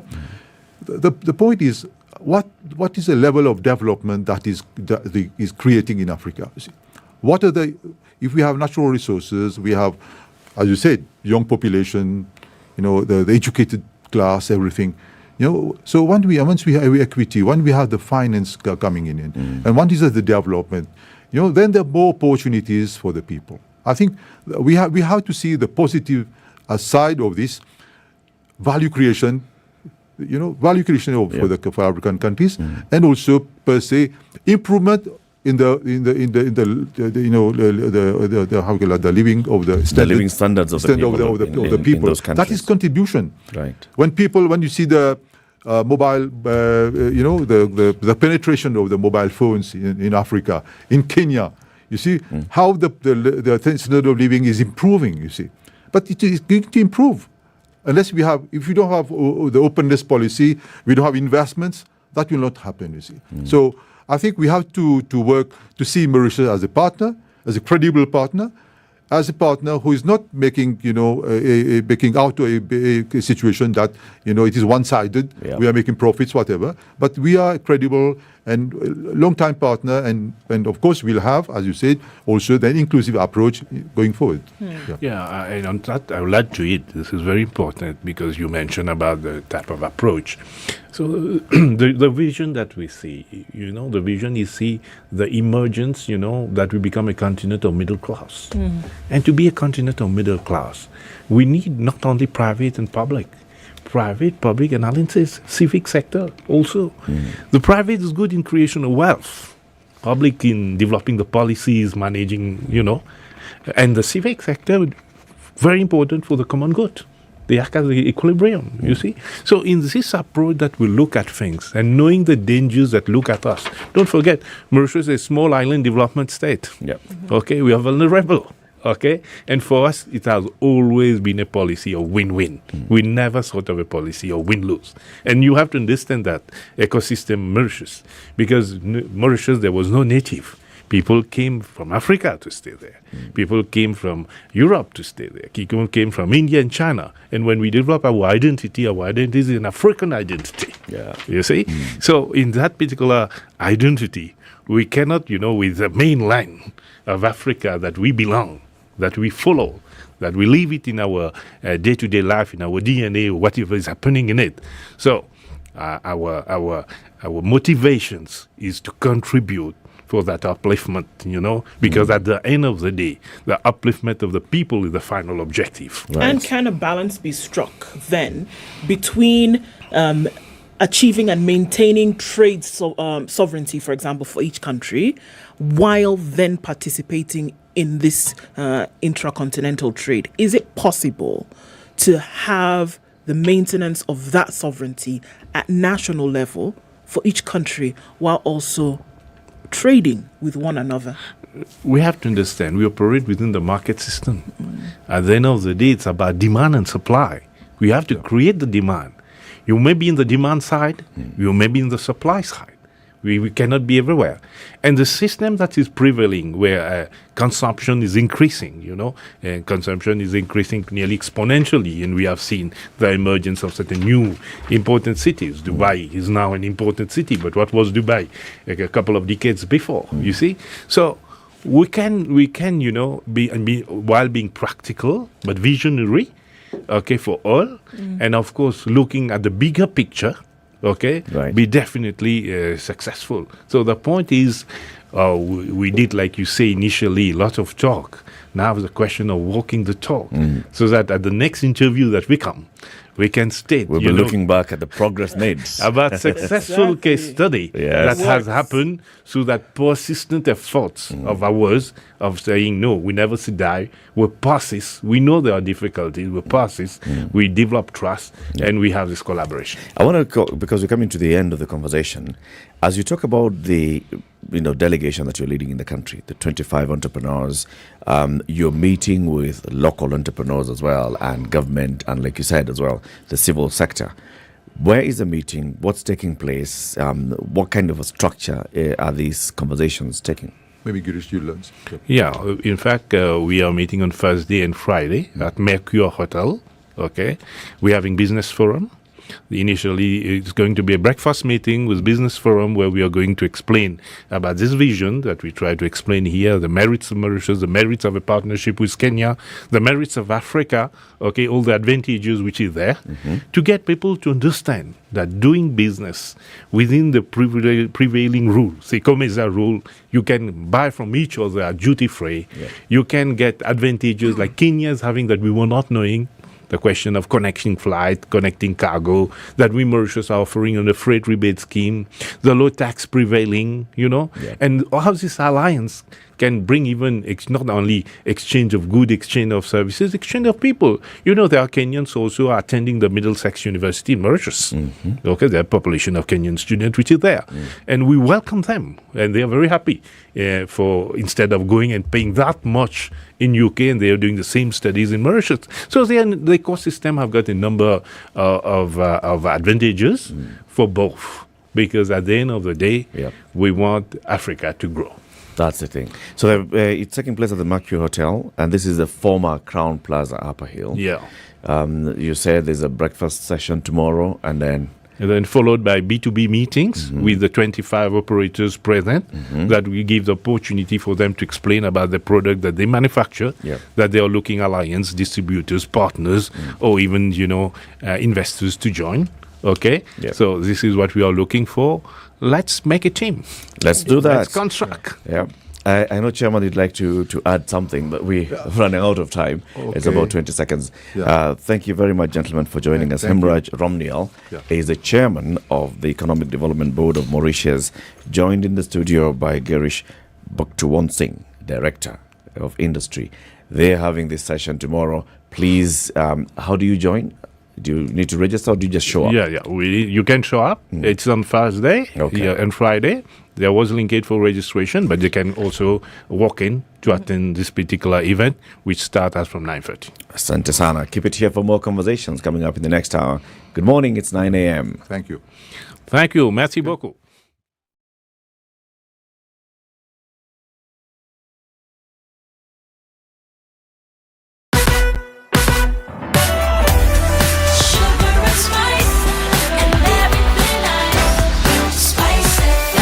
Spice up your life.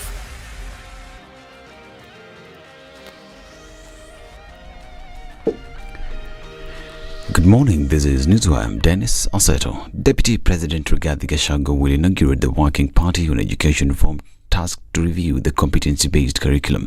The 49-member Working Party, chaired by Professor Raphael Munavu, was constituted by President William Ruto last week. Vagas had notice on basic education. The task force is expected to study all laws governing the basic education subsector and make recommendations for review of these legislations with a view to addressing duplication, ambiguities, efficiency constraints, and improving linkages.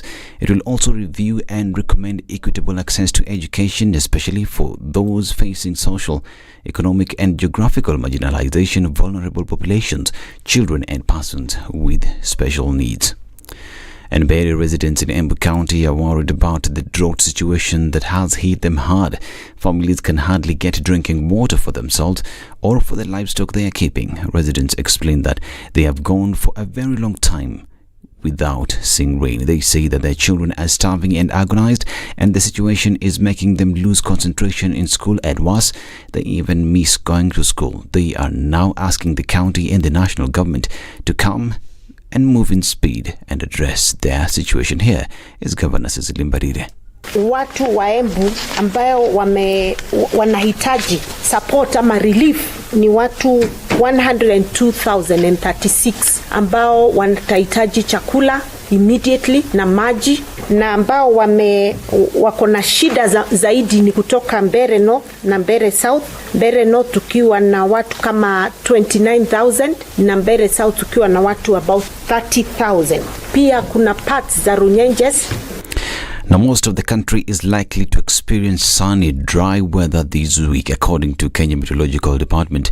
These areas include the northwest and the highlands of East and Rift Valley, the southeastern lowlands, the coast, and the northeastern region. However, some areas will receive rainfall this month, and they include the highlands of west of the Rift Valley, the Lake Victoria Basin, central and south Rift Valley, highlands east of the Rift Valley, and the coast. The outlook for October 2022 in addition indicates that, as previously predicted, the onsets are likely to be delayed and marked by intermittent dry spells, particularly in the country's eastern sector.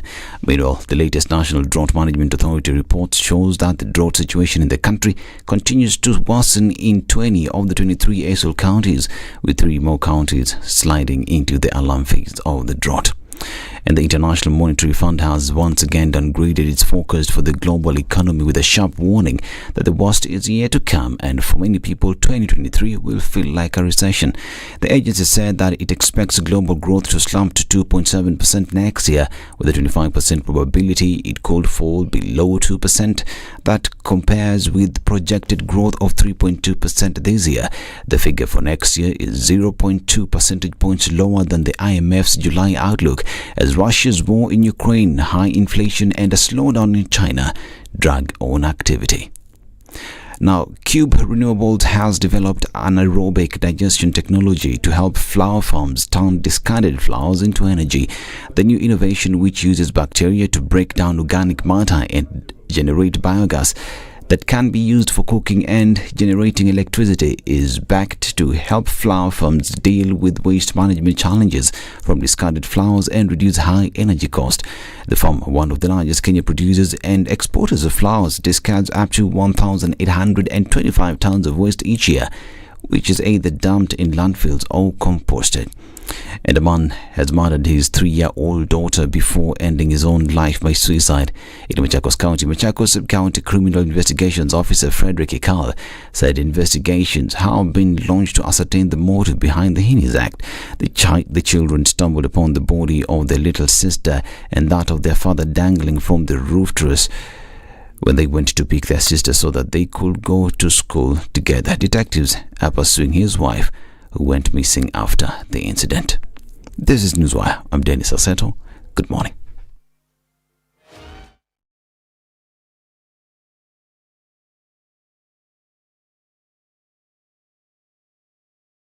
.4 Spice FM, Nairobi.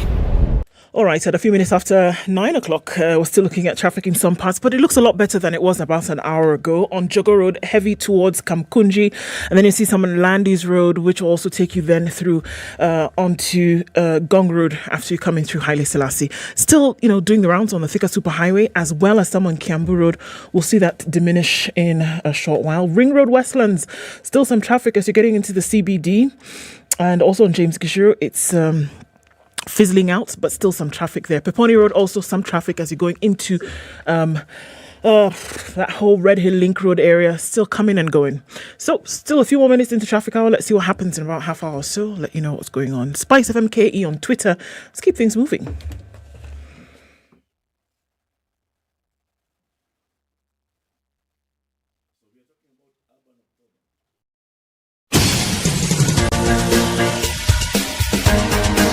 This is The Situation Room, the home of hard-hitting political commentary and penetrating insights about the state of the nation. This is a talk radio experience like no other. The Situation Room, a place for hard truths, debates, and elevated conversations. The Situation Room, witty, political, engaging, deep, controversial. In the room, we have C.T. Muga, researcher, academic, seasoned political observer, a fountain of wisdom in these politically uncertain times. Ndu Oko, Nigerian by birth, Kenyan by choice, communications expert, Pan-Africanist, a truth seeker and believer in people power, and Eric Latin, agent provocateur, the man in the chair, seasoned journalist, news hound, a man who believes in punching up, 7 not after down. 9, good morning and This welcome to the final hour of the Situation Room today, the 12th day of October 2022.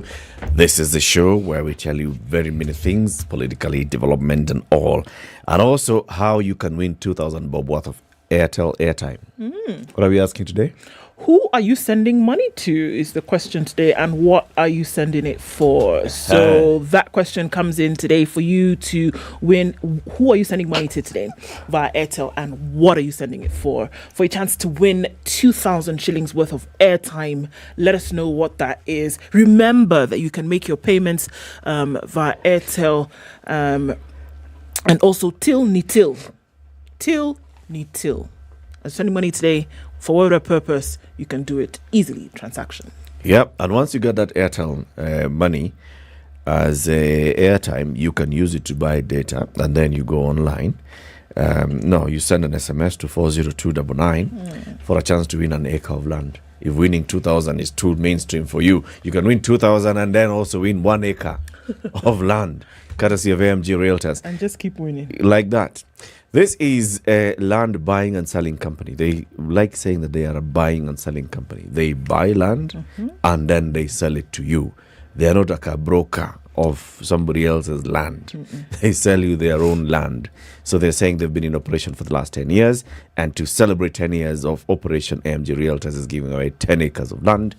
One person will win 5 acres, and then 5 people will win an acre each. Get into the draw. Text Chamba to 40299.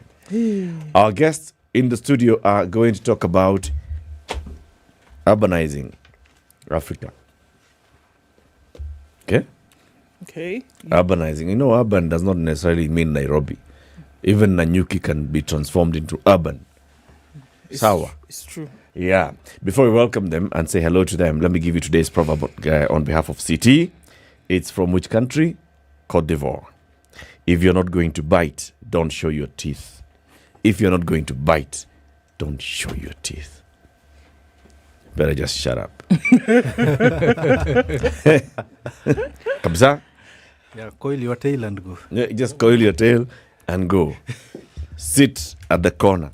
Samuel Orlando, Executive Director of Pamoja Trust, is back in the studio, along with his usual friend, Jamin Kiswania, who is the head of Rebuild Advocacy. All right? At International Rescue Committee. Good morning, gentlemen. Good to have you again on the show. Good morning. Good to have you. After many things have changed in the landscape, many things have changed in the urban area too. Sana, sindio? Yes. Hey.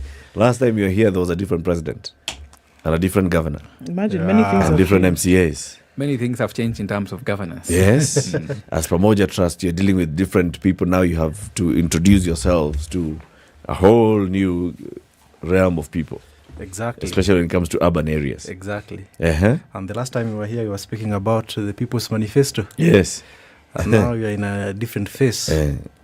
So it's an interesting space that now we discuss urban issues again with a new regime. Very good. But the People's Manifesto is still alive. Still alive and kicking. Yep. Finding its life within the county integrated development plans. Very good. Because that's the stage we are in now, right? Exactly. All the counties around the country are now at the point of formulating the CIDPs, which are 5-year plans.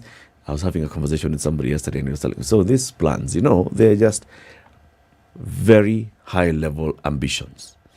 They are not financed or budgeted. Do they translate to the annual development? Does the CIDP 5-year translate into annual development plan, translate into annual budget? Really? True, because you see, the CIDP process acknowledges that then we will have priorities for each of the particular counties. So they prioritize the sectors, they even prioritize the populations and the persons that they certainly want to target. For instance, right now we have been pushing for vulnerable persons, we have been pushing for inclusion of refugees within that particular space. And the annual development plans need then to emanate from the CIDP. That the annual development plan cannot be on priorities or on sectors that were not exactly defined from the very beginning. And so in terms of financing, from where we sit is that let's have a plan within the CIDP. Let's then agree in terms of costing. Then we will know what exactly governments can be able to raise in terms of revenue, which ones they can be able to borrow. But then if you don't then have a plan, it becomes difficult for you then to be able to say we can't meet this or we can't meet that. It's good that we have a plan that speaks in terms of what we want to achieve by the end of the day. Then we can work out the aspect of financing, and we have fidelity that the annual development plans are actually based on the CIDP. But Jamin, this is now the third CIDP that we're going to have. Yes. The previous two, look at those previous two. Can we say that counties have actually implemented the CIDPs? We give the devil what's due. Okay. We have had significant progress within the counties. When you look at where we were in 2012, and even now, it will actually be informing the urbanization aspect that we're having, is that we have had significant progress. We have had opening up of rural areas. We have had some development initiatives happening in some of those particular counties. We have not reached where we need to be, but then we appreciate that once we are doing the review of, for instance, the last 5-year program, then you're looking at what exactly happened in a particular county, what were the misses, and why. What I am hesitant in seeing in this aspect of CIDP is that us coming with new things completely if we didn't achieve what we had in the last 5-year term. Yeah. So that it's better than we look at what new devices, how better then do we actually work to improve the last CIDP instead of coming up with new novel ideas that we were not able to achieve the last 10 years. You're not convinced, Latif, but I want to link this to the Urban October. And in the Urban October, we are saying that we mind the gap. We leave no one behind and we leave no place behind. And we also appreciate that there's a pandemic of inequality. It's no longer the COVID-19 pandemic. It's the pandemic of inequality. And as Kenya is urbanizing, it's estimated that by 2050, half of our population will be living in the urban areas. And you look at the counties that Jamin is speaking about, is that they are developing and rapidly urbanizing at the nodes. When you look at the rural counties, where we house the county government and the county assemblies, they are developing on these nodes, and people are coming to the city to seek opportunities, to seek to innovate, to seek to contribute to the development of their counties. But then, when we were last here, we did speak about the People's Manifesto, and now I'm trying to link it to the CIDP so that then we get to where Jamin is. Is that there's an assumption that perhaps the vision that we have in the CIDPs do not match resource allocation. But we agree there is movement towards the right direction. We're in the third generation CIDP. When you look at Nairobi City County government now, and we must laud the new governor, by opening up the space for engagement, consulting organized groups, consulting civil society organizations through the sector working groups. It allows us as a people to reflect jointly with government and say, this is where we were in the second generation CIDPs. These are the things we achieved. These were the pitfalls. This is what we can do better. And that's happening in Nairobi City County government. That's happening in Kisumu County government. In as much as I appreciate the reflective moment in the sun, it's great. But as you said, it's a pandemic. Pandemic waits for nobody. It's not going to sit down and say, well, we've had a chat and let's see then what we can do. No. It's going to keep ravaging. It's going to come up with variants, as we've seen. It's going to affect many people differently. It's going to kill some people. It's going to make sure that somebody's economic situation is worsened before it gets better. You can't sit aside and reflect for too long. Something needs to be done. So this is the question. When are we going to get beyond this thing of saying, well, it's okay because the space has been opened up, we've had a conversation, and say, look, we've got to put people to task and say, these things need to be done. We need to start, reducing the gap. We need to start making sure that the livelihoods of those people who are in a vulnerable position actually starts to be affected in a positive manner. I feel the itch to say, we seem to be just saying, well, since we're talking about it, it's okay. In as much as I appreciate that having the conversation is important, I am itching for a time when everybody is saying we cannot sit around and just speak. We must do. Thank you. I think Urban October, and it's good that we are in that October. Urban October is about providing an opportunity for various parties to be able to discuss about the opportunities and the challenges that are brought by the fast rising of cities and urbanizations in general. We acknowledge that we have various issues within urban centers. And that, for instance, when you look at Nairobi, we acknowledge that we have various urban centers, but then the cities are those particular areas that are worst hit by some of these particular issues. And the urbanization front, we see various things. One, we note about the rural-urban migration. We note that, as some put it, that by the year 2050, the projections are that 68% of persons will be living in urban areas. Currently, we are at 56%. Nairobi is no exception. But then when we look at the other aspects, like the cost of living crisis.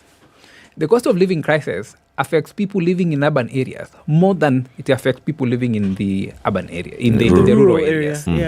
It is worst hit in informal settlements than in formal settlements.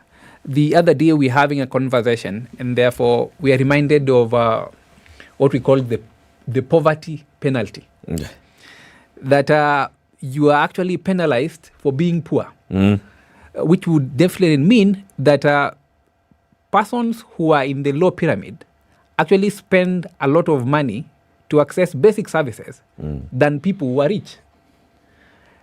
And when you look at some of the informal settlements that we have, is that a 20-liter jerrycan going for about 20 shillings, and if those particular people on average have to spend about 1,000 liters in a month, then you're seeing they spend on water 1,000 bob.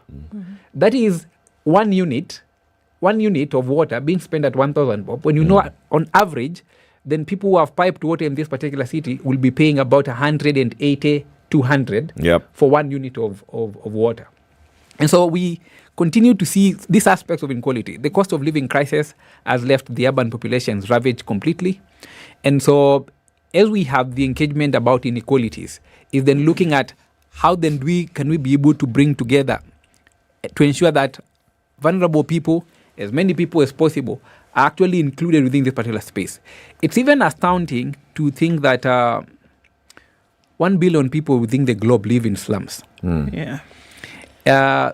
In Kenya, the population is that 46.5% of people living in urban areas actually live in slums.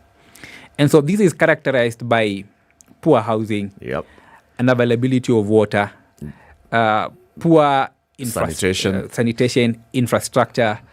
And right now, we have the effects of climate change actually also affecting these particular populations. And so as Untu said, is that we come from this particular background to acknowledge first in terms of what are the issues that we find ourselves in.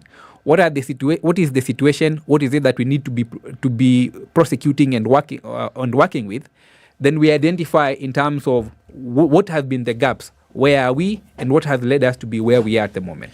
Then I think also then the problems are actually running far ahead of us, such that the limited resources we have in annual budgets will never, ever be able to catch up with the needs of this growing urban population. So if you look at the urbanization, so by how much has Nairobi's population, for example, grown between the 2009 census and the 2019 census, right? It's grown by close to 1 million plus, right? It's going to grow by another 1 million or more within the next couple of years. Are you foreseeing a situation where this huge urban population that is continuing to live in the low-income neighborhoods, that coming to live in the slum areas, going to access education, health, those basics, water, like you've said, Jamin, sanitation, like you've said? What needs to happen so that then we can actually bring Nakuru and Mathare and the others up to par with the other neighborhoods in Nairobi, so that by the time more and more people are coming and President Ruto is building houses, 250,000 per year, and let's say 50,000 of them are in Nairobi, they are actually then coming to find new people moving into Nairobi, moving into those new houses. You're very right, Latif, and it's estimated that approximately 70% of the population in Nairobi will be in informal settlements now as we speak. But there are two approaches to that. That, yes, we speak about it, but when we speak about it without putting it in a policy document, then we will not have the opportunity to review at the end of the 5 years, because it will be hearsay if I'm not wrong. So then, now we have an opportunity to put it in the policy document. But also as we do that, then we critique the approaches. For instance, the urban renewal and regeneration programs, similar to the launching of the houses that we saw the other day. The question is the extent to which the population it's targeting are able to afford. That will be the first question. That you've got intermittent income. How will Mamamboga with an intermittent income be able to invest in the national security NSE? I don't know anything about it, but hopefully, perhaps I may try to make sense out of it. To what extent will they be able to access the Kenya Mortgage Refinancing Company resources to access the house? And that's what we've been constantly telling government, and that's what we are trying to discuss with the Nairobi City County government, by telling them that there are innovations that these communities have done, to live within their situations. Why are they not finding themselves, the innovations finding their footing into policy documents? For example, housing cooperatives that is run in Kibra. How is housing cooperative linked to Kenya Mortgage Refinancing Company that is delivering the housing units that President Ruto is launching? So that then it's realizable, and it makes sense to the communities. When you talk about climate change and food systems, what are the adaptations of the toy market? And what is happening at toy market? May I ask, does entrenching an idea in a policy document guarantee the implementation of said idea? Because we almost make it seem as though by virtue of it being in a policy document, that's going to guarantee that it's actually being done. And if that's the case, if we look through, let's just look at the urban policies in the country, how many that have gone into a policy document have actually been given life? By virtue of the fact that a policy document exists. It legitimizes it. So because it's legitimized, I can actually sit on this policy document for 20 years, right? It becomes but because it's in a document, somebody can still say, well, it's all right because it's in a document, somebody somewhere down the line is going to do it. And I think that's my issue.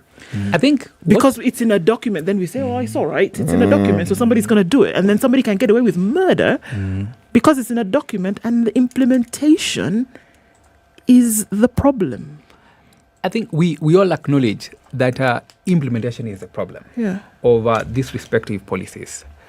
But then the informality on how issues are handled within the communities themselves, they shut the door for government engagement, for financing and for budgeting processes. And so the very first step then would be, how then do we formalize the informality that actually exists? How do we bring forth the community conversations that happen? How do we bring them to the stage where then they can definitely be listened? Yesterday there was a conversation at Jivanjee Gardens, Bunge la Wananchi. And Bunge la Wananchi has always been happening.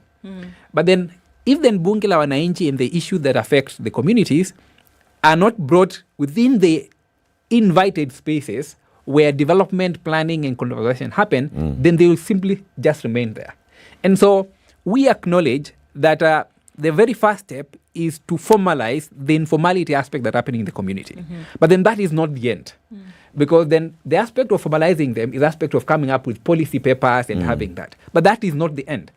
But once we have that at that particular stage, then we move towards looking at then how do we implement these particular policies? Now that we acknowledge this exists within the communities, these are the inequalities, this is exactly what we want to do, this is the approach, how then do we push towards this?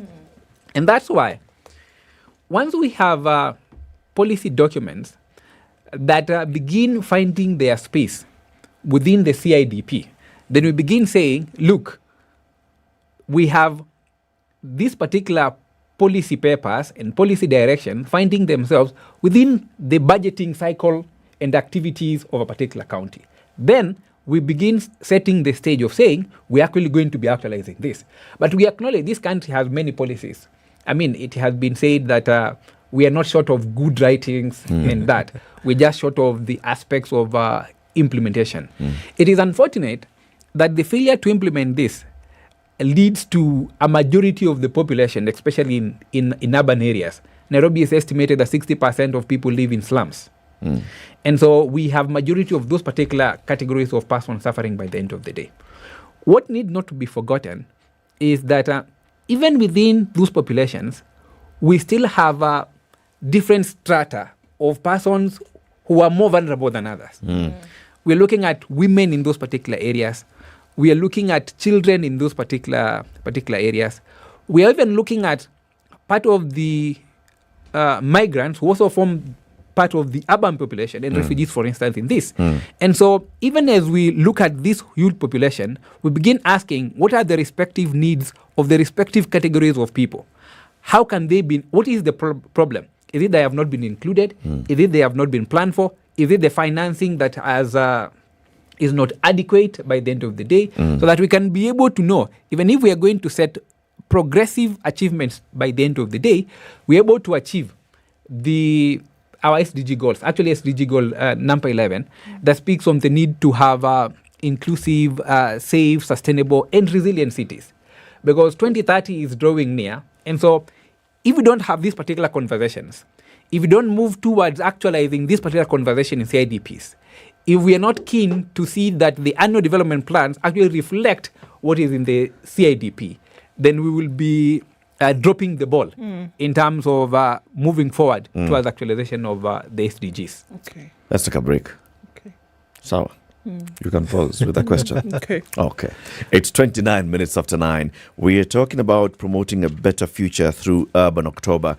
Urban October. We are in October, aren't we? Yes. Yeah. And Jamin Kuswania, who is the manager, Rebuild Advocacy.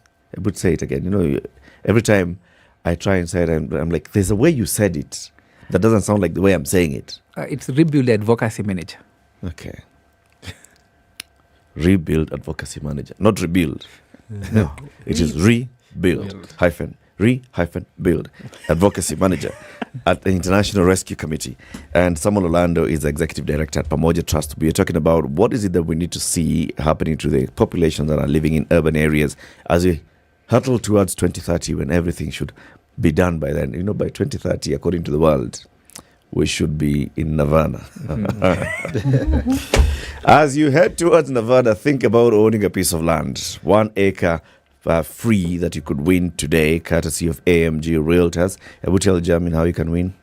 No. There are many things that can happen here. So you think you want to own an acre of land, but then you enter the draw. You send an SMS to 40299, right? And they can send tell the word you, Shamba. You send the word Shamba to 40299. They can tell you where, give you information about where land is available. You spend 50,000 shillings at least, you get an entry into the grand draw. So you can imagine you're buying, a plot of land somewhere in Malindi next to this great plant, right? 150,000 shillings.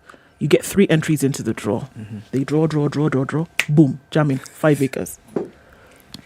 Niako. Just like that. Just like that. A draw. The whole idea is, they are celebrating the 10 years in existence, and they have other pieces of land that they sell across the country. So if you purchase in any of those areas, every 50,000 shillings you spend goes into this draw. Regulated, it's not a TR, those two fly-by-night things. Regulated by the Betting Control and Licensing Board. They know that there is this thing happening. 9:30, let's take a quick break. We'll come back with the conversation after we take a look at the weather and traffic.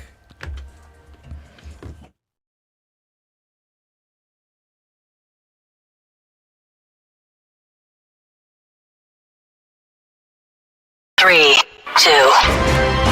Everybody, welcome to Kenya's biggest conversation. Heri Latifa, Muga, Madam Du, nimesalimia wote sana. Tumepokea salamu, asante sana. Hapa Garissa today the weather is very good, only that baridi inatupeleka mbio sana.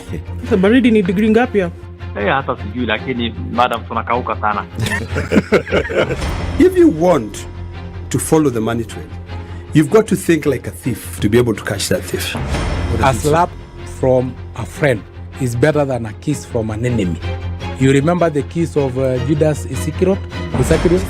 Iscariot. Yes. Is the one that imetuweka kwa hii mashida yote na mataabu kwa sababu of that kiss. Yet the slap of Jesus Christ, when he slapped those guys wenye walikuwa wanauza mboga ndani ya kanisa, took them to heaven.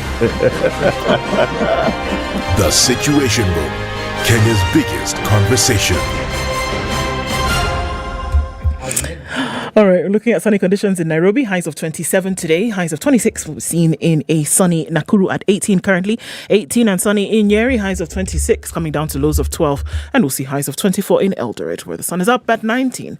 27 and the sun is also up at in Mombasa. We'll go to highs of 29 and we'll see highs of 29 in a sunny Malindi as well. 25 and sunny in Kisumu, highs of 28, and 28 will be the high in a sunny Kakamega at 25. 23 and sunny in Kampala, and we're looking at 26 and sunny in Dar es Salaam. The sun is up as well at 24 in Johannesburg, and Lagos got the memo as well. It's shining at 24, highs of 31. 32 will be the high in a rainy Kinshasa at 24. Looking out into Beijing, it's 18 and sunny Wednesday afternoon. We'll see see highs of 19, and we'll see highs of 19 in Paris, where it's sunny at 5, 8 degrees and light rain in London, highs of 18 and lows of 10, and still Tuesday night in New York, it's 15 and clear. However, coming into Wednesday, we'll see highs of 20 and lows of 15.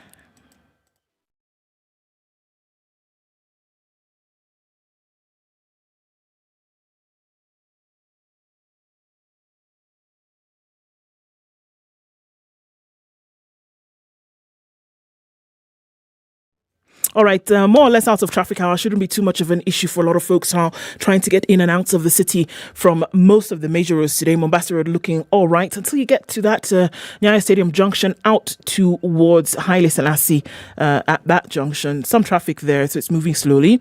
And then out into the CBD, some here and there. And Gong Road looking a lot better as it is on Jogo Road. Thika Superhighway still bumper-to-bumper traffic as you come past Survey towards that Utali Drift, so watch out for that. Kiambu Road is much better now as well. We're out of traffic officially by the clock, but we know that things on the ground sometimes remain different. SpiceFM KE on Twitter. Let's talk through the morning there.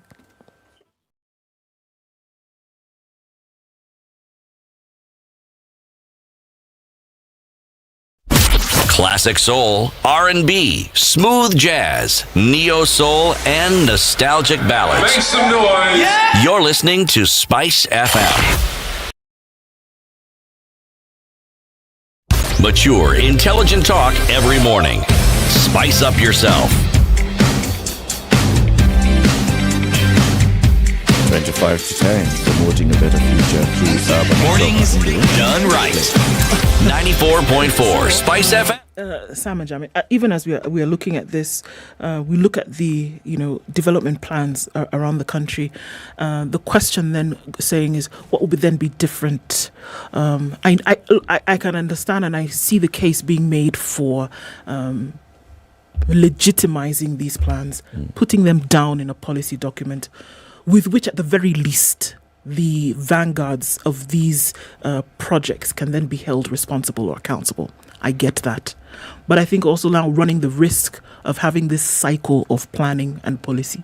So I think the question is, in terms of hard, tangible action, what can people expect?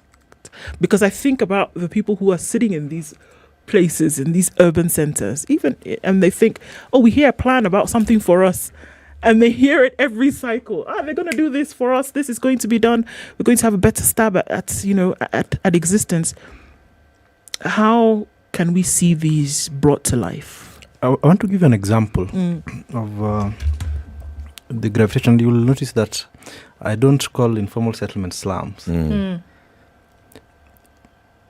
The post-Moi, the Moi era and a bit of the Kibaki era, the policy was that informal settlements should be demolished and cleaned as we clean the city. And you were during that era, you were witnessing a lot of forced evictions.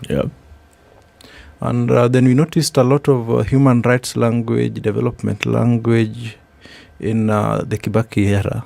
And we started having conversations, I think, from 2007 on the National Land Policy, and appreciating that people who live in informal settlements are human beings.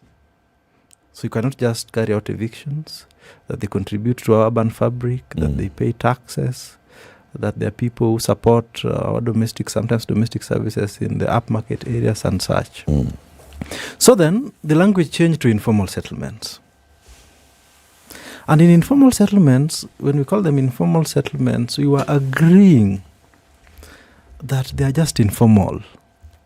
We need to formalize so that they become formal settlements. And they were informal because they were not, they were not in sync with the urban planning policies. They were not in sync with the urban planning act, and the houses. Perhaps there were no approvals that were being sought from the city council then and such.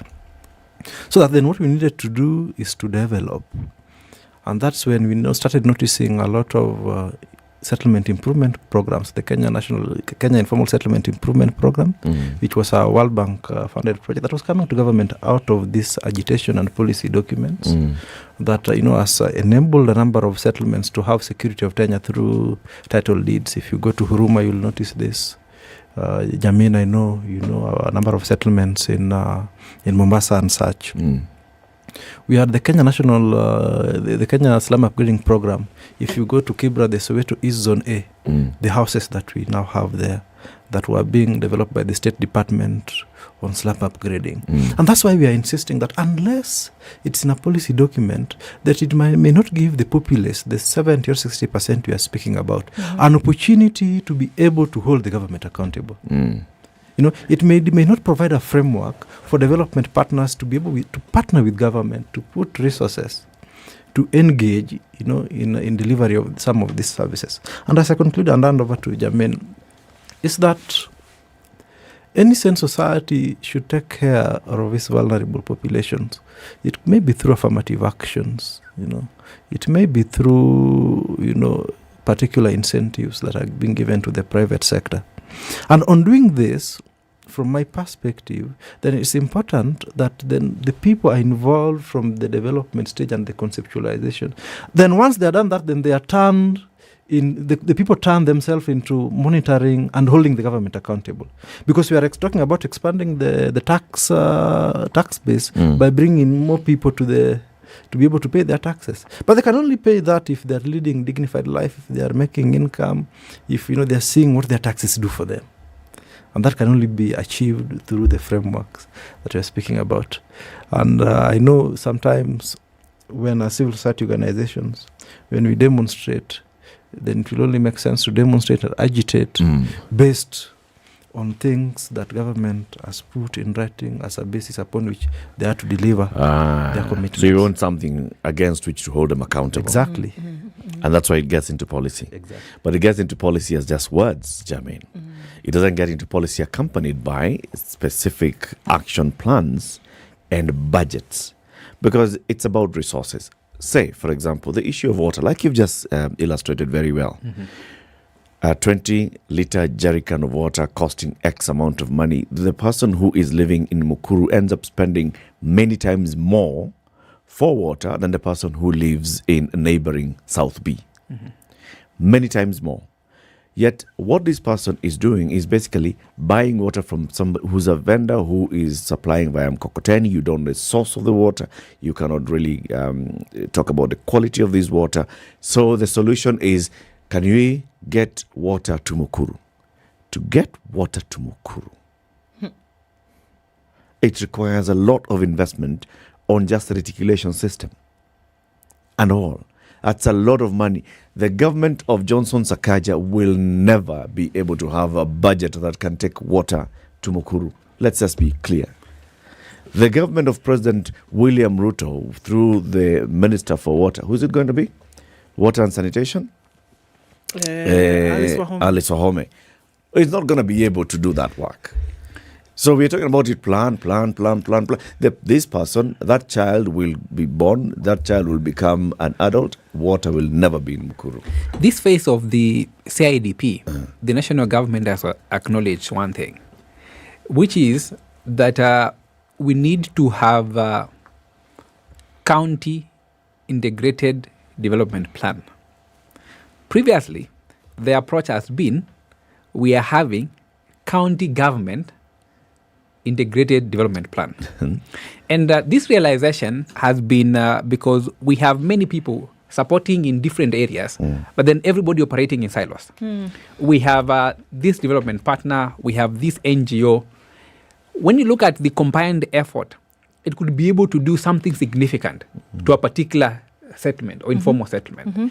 And so this time round, the county government and the county government of Nairobi also is that they're looking at bringing all partners together. What is your plan for the next 5 years on water? And so bringing all those particular partners in terms of what they want to do for water and county government doing their bit for water. My understanding is that then this is going to have an impact than when everybody is doing their small project here for water, small project here for water, and they're actually targeting the same population by the end of the day. We acknowledge that we are going to make steps towards growing up these informal settlements, but they're not going to be overnight. And so if we consolidate all the efforts that are certainly happening in pushing a particular agenda, then we are going to get there with time. But there's a question that you asked before we went for the break, in terms of in the next, between the 2009 census and now, we have 1 million people who have actually come to the urban areas. I think the way to deal with that particular aspect is to ensure that we have development in other areas away from Nairobi. How this particular country was planned was that the Nairobi became the administrative center, the commercial center. Everything was concentrated in Nairobi. Actually, you will be shocked to see that we have companies built in Nairobi who import raw materials from Mombasa and export a bulk of what they make. And so you ask yourself, how viable is the location of Nairobi then for that particular company by the end of the day? So I think the more we have development, and devolution, I think, is answering that particular question in some of the particular areas, then you begin having people not willing to come to Nairobi, because then we are having the demographic challenges that we bring to the city, but then we are also developing other areas, and therefore we are reducing the aspects of the rural and urban migration. But then the other point is, among the people who live in the informal settlements, the biggest bulk of their budget actually goes to food. When you look at the cost of living crisis that we are currently living in, and you see that the 9.2 inflation that we got in September, and that when you compare 2 years ago and now, the cost of food has moved 50%, some of those particular commodities, then tells you that then food becomes one of the key issues that is affecting this particular population. And therefore, deliberate effort to be able to cushion the very urban poor from some of these particular crises when they happen. And we are happy, and we're also pushing for that particular conversation in terms of how do we include people in social protection? How do we have safety nets that are wired to be able to respond to this particular crisis? Because COVID came, it told us that even with the little saving that people had made, they could completely be wiped by one particular crisis. And unfortunately, in quick succession, we have the cost of living crisis that is actually happening. And so we're asking for government and even development partners to be able to structure social protection in a way that it cushions this particular urban poor. We are acknowledging that within the demographics of the populations that we have, within the women we have, within the migrants, within the refugees, how can we be able to include these particular populations in social protection safety nets, even if they will then need to contribute, so that by the end of the day, once we have crisis, they can actually be cushioned by the end of the day. And so this particular conversation is then to bring everybody on board with practical aspects in terms of what will be able to fix each of the respective challenges and problems that the people in the informal settlements actually suffer. You said something I think is brilliant. And just coming off of that question that Eric had asked in terms of, okay, so it's not going to be possible. The way that governments, and we're talking about national government, and then we're talking about the 47 different governments, they're not going to be able to meet the funding need for these social protection needs, for these urban needs. They're not going to be able to do it on their own. But we have had those with the financial muscle who have been in existence in this country for 50 years. They've been, let's just take the matter of water. I cannot count. I don't have enough appendages. I don't think we have enough appendages here to count the number of organizations that have come into Kenya who say they want to help with water, for example. So now when you talk about a consolidation of efforts, wouldn't it make sense then if these governments, when we talk about now, Samuel, as you're talking about, at least let it be at policy level where the governments are now being held accountable for this? Wouldn't it make sense then if this policy by government were to be a guardian in the consolidation of these efforts, to say, okay, you're coming into Kenya, you want to work on water? You're coming in, you want to work on water? All of you are entering into this basket, and let's actually have tangible. I venture that if this had happened 20 years ago, we would have running water in most parts of the country today. But there is a duplicity of effort, and then we end up with nothing. So wouldn't it make sense then, if this policy that we are talking about for accountability then comes about where we have this consolidation at county level, at ward level, at national level, to actually see something done? Shouldn't that be the accountability? Exactly. Since we have people with financial muscle who are coming into the country anyway. Exactly, and that's what's happening in the sectoral working groups.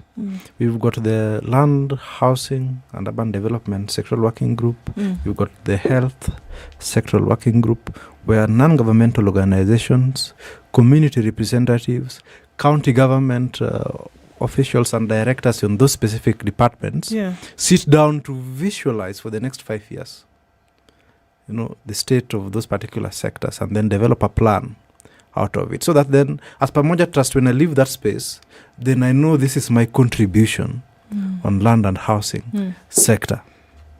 So that when another non-governmental organization comes to space and want to engage on an annual basis, then they find their space. But then also, let's not forget that this is a matter of basic services or economic and social rights, the element of progressive realization. So then we need to ask ourselves, is there progress? And how do we measure the progress? And also, let's not forget that the government has got an obligation. And the obligation is as to the environment it creates for non-governmental organization, for the private sector, and to regulate the investment, particularly on basic services, because we may also run the risk of privatizing basic services. The public one is not working. Listen, Come on, what are we talking about? The public one is not working. But even if it's not really privatizing, looking at public-private partnerships. And I think civil society organizations, it's high time now that you start focusing on PPP and how even the PPP law was created and crafted. Does it work well for the intended beneficiary communities? If we talk about now, sanitation, yes, Article 43, everybody has a right to safe house and sanitation, blah, blah, blah, blah, this and the other. The government has signed very many, protocols. We have the SDG 6. We have, I don't know, which protocol, which and that, which agreement, which and all those. We are not realizing sanitation for all. We are just here talking. How do we look at PPPs, and how can civil society maybe actually now start pushing for us to realize this, for us to start making progress, like you're asking, for us to start measuring the progress of the realization of sanitation? Bring in PPPs. Look at the private sector. What can you do? How can you play a part in this, in the provision of sanitation services? As it is today, water and sanitation services in Nairobi are provided by a private sector. Of course. The Nairobi Water and Sewerage Company is a private company. It's only that it's owned by the county government, but it's private. It's a company, right? So how can you bring in other private sector companies to provide these services? It's not necessarily privatization. President Ruto has said we want to talk about PPP in water provision. So if the civil society does not start playing that role in the conversation now, it may be privatized water instead of PPP for water. Latif, this is the danger. Yes. That the scarcity. And when the scarcity, we know that the private sector is driven by demand and supply. So then the question that we will ask, what is the place of government in regulating pricing? Yes. Because that's the major question. Yeah. For instance, the housing sector we've opened for public-private partnerships. And the question is that there's a demand. To what extent will government tell Eric that when you construct houses in Kibra, then you cannot charge more than 4.3 million, when Eric has invested 7 million? What is the practicality of that? And that's the danger with privatizing. And that's why we say government has got an obligation and take people's innovations and legitimize them. When you look at the water sector, go to the informal settlement, you'll find a lot of youth groups running delegated water management models, where the Nairobi Water and Sewerage Company brings water to a central place And then this central place, offtake can go. It's an offtake, yeah, exactly. Then why don't we legitimize this? Why must we go and look for a private individual like Sam Orlando to come and invest? Why don't we invest in the group? And that's why sometimes I think what we tried with the NYS, other than the corruption, the scandals that it had, was a brilliant idea and was a way that was going to allow communities through their innovations to change their settlements. So there are two sides to it, and we need to tread on it, particularly when we speak about basic services, with a lot of caution, because it's what's happened in the health sector. I know. When it comes to some of these services, I am a champion for basic services being provided by the government and not going to the private sector.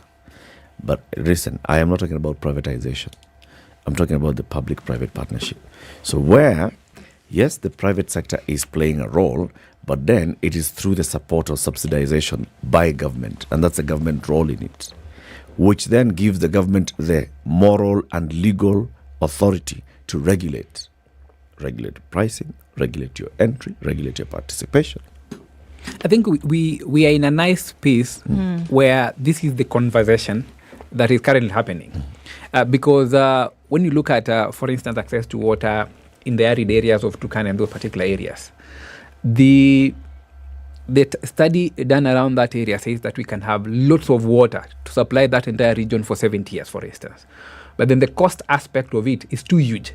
That if we wait then for government to ever do that, they will never be able to do that in any financial year, because the amount of money needed is more than what, for instance, we could be able to afford. And so I think the PPPs will answer that particular question in access to services. What we need to be vigilant about is what is the regulation. We need to relook the PPP law and see, does it only render benefit to the private sector, or does it have benefit to the population? Is the social benefit greater than the capital benefit? True. Because I think one of the most difficulties that I have had with governments, and I think Kenya and South Africa is an example, when it comes to Article 43 rights, the progressive rights, it has become difficult because governments say we don't have resources, we'll achieve, because that's actually how the Article 43 actually wired. But then, how then do we measure progress? How do we measure that we are marching towards that particular goal? Become the conversation that both the civil society needs them to be working towards. I appreciate that we are beginning to have those particular issues put on paper, that we are beginning to have all actors then brought together for that particular purpose, to see that we can be able to play the role that each one of us can be able to do. I know some, they are doing community, for instance, conversations, bringing communities together to voice what exactly are their issues, looking at who are the vulnerable people that we have within the community. How can we be able to bring together so that they can be able to air their issues? So that at the very beginning, when issues find themselves within the CIDP, they have the inclusive voice of the people. The Article 118 on public participation, I think it's beginning to gain that particular traction that, you know what, this is the grand norm of planning and development. And so that begins to give insights towards what exactly then is going to happen, what is going to be included by the end of the day, and everybody playing their part. In terms of policy, do ask policies and bring everyone on board. Some countries, for instance, like in Uganda, if you want to go and have a program in Gulu, the county government must okay. And the reason to okay, they want to know whether you are duplicating what is already there. How do we build up? And I think it's the same thing that the county governments have begun taking cue from. And I suspect that that has a huge potential of then having developments happening by the end of the day. Asking, and I think we also suffer another problem. The national government and county government have always operated as if they are distinct from each other. While we certainly know that the functions in county government are going to be supported by other functions in the national government. And that's why even as we ask for social protection, we're asking what would be the role, for instance, of county government within this? What would be the role of national government? But also what will be the role of development partners? So that we do not always respond to crisis, but then we can be able to plan for this particular population. I like the discussion happening about how do we have, for instance, the NSSF. How do we up the NHIF to include everybody, to include the people in the settlements, to include the migrants that we have, to include refugees that we have. Because if then we do not do this, we know community disposable income then reduces by the end of the day. And as we go to the other end, we'll ask Jamin that if we increase contribution to NSSF, what happens when the money hits the NSSF account? Exactly, is it secure? Well, NSSF will be lending to the government of Kenya, and then we'll also be lending to Uganda and Tanzania. It's the same way we are borrowing from France, from their own savings. Well, thank you very much, gentlemen. Always a pleasure having conversations with you.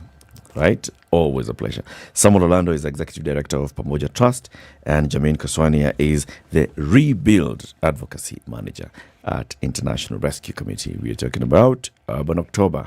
Keep it here for more entertainment coming your way.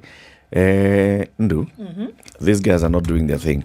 Go through the Airtel lines and let's pick a winner. Okay. Surely. So people who were going to use Airtel to send money to someone. All right. So quite a number of people here doing this. Here's one. Today, I will definitely use Airtel money to send 4,000 shillings to my small sister to enable her clear her college fees. Bob Montana. Bob Montana, congratulations. Yes, that's a noble cause. 4,000 shillings to your small sister to enable her clear her college fees through Airtel money. Congratulations. You're the winner of 2,000 bob worth of airtime today. Keep it here for more. We'll be back tomorrow, God willing. Have a lovely day. 10 a.m.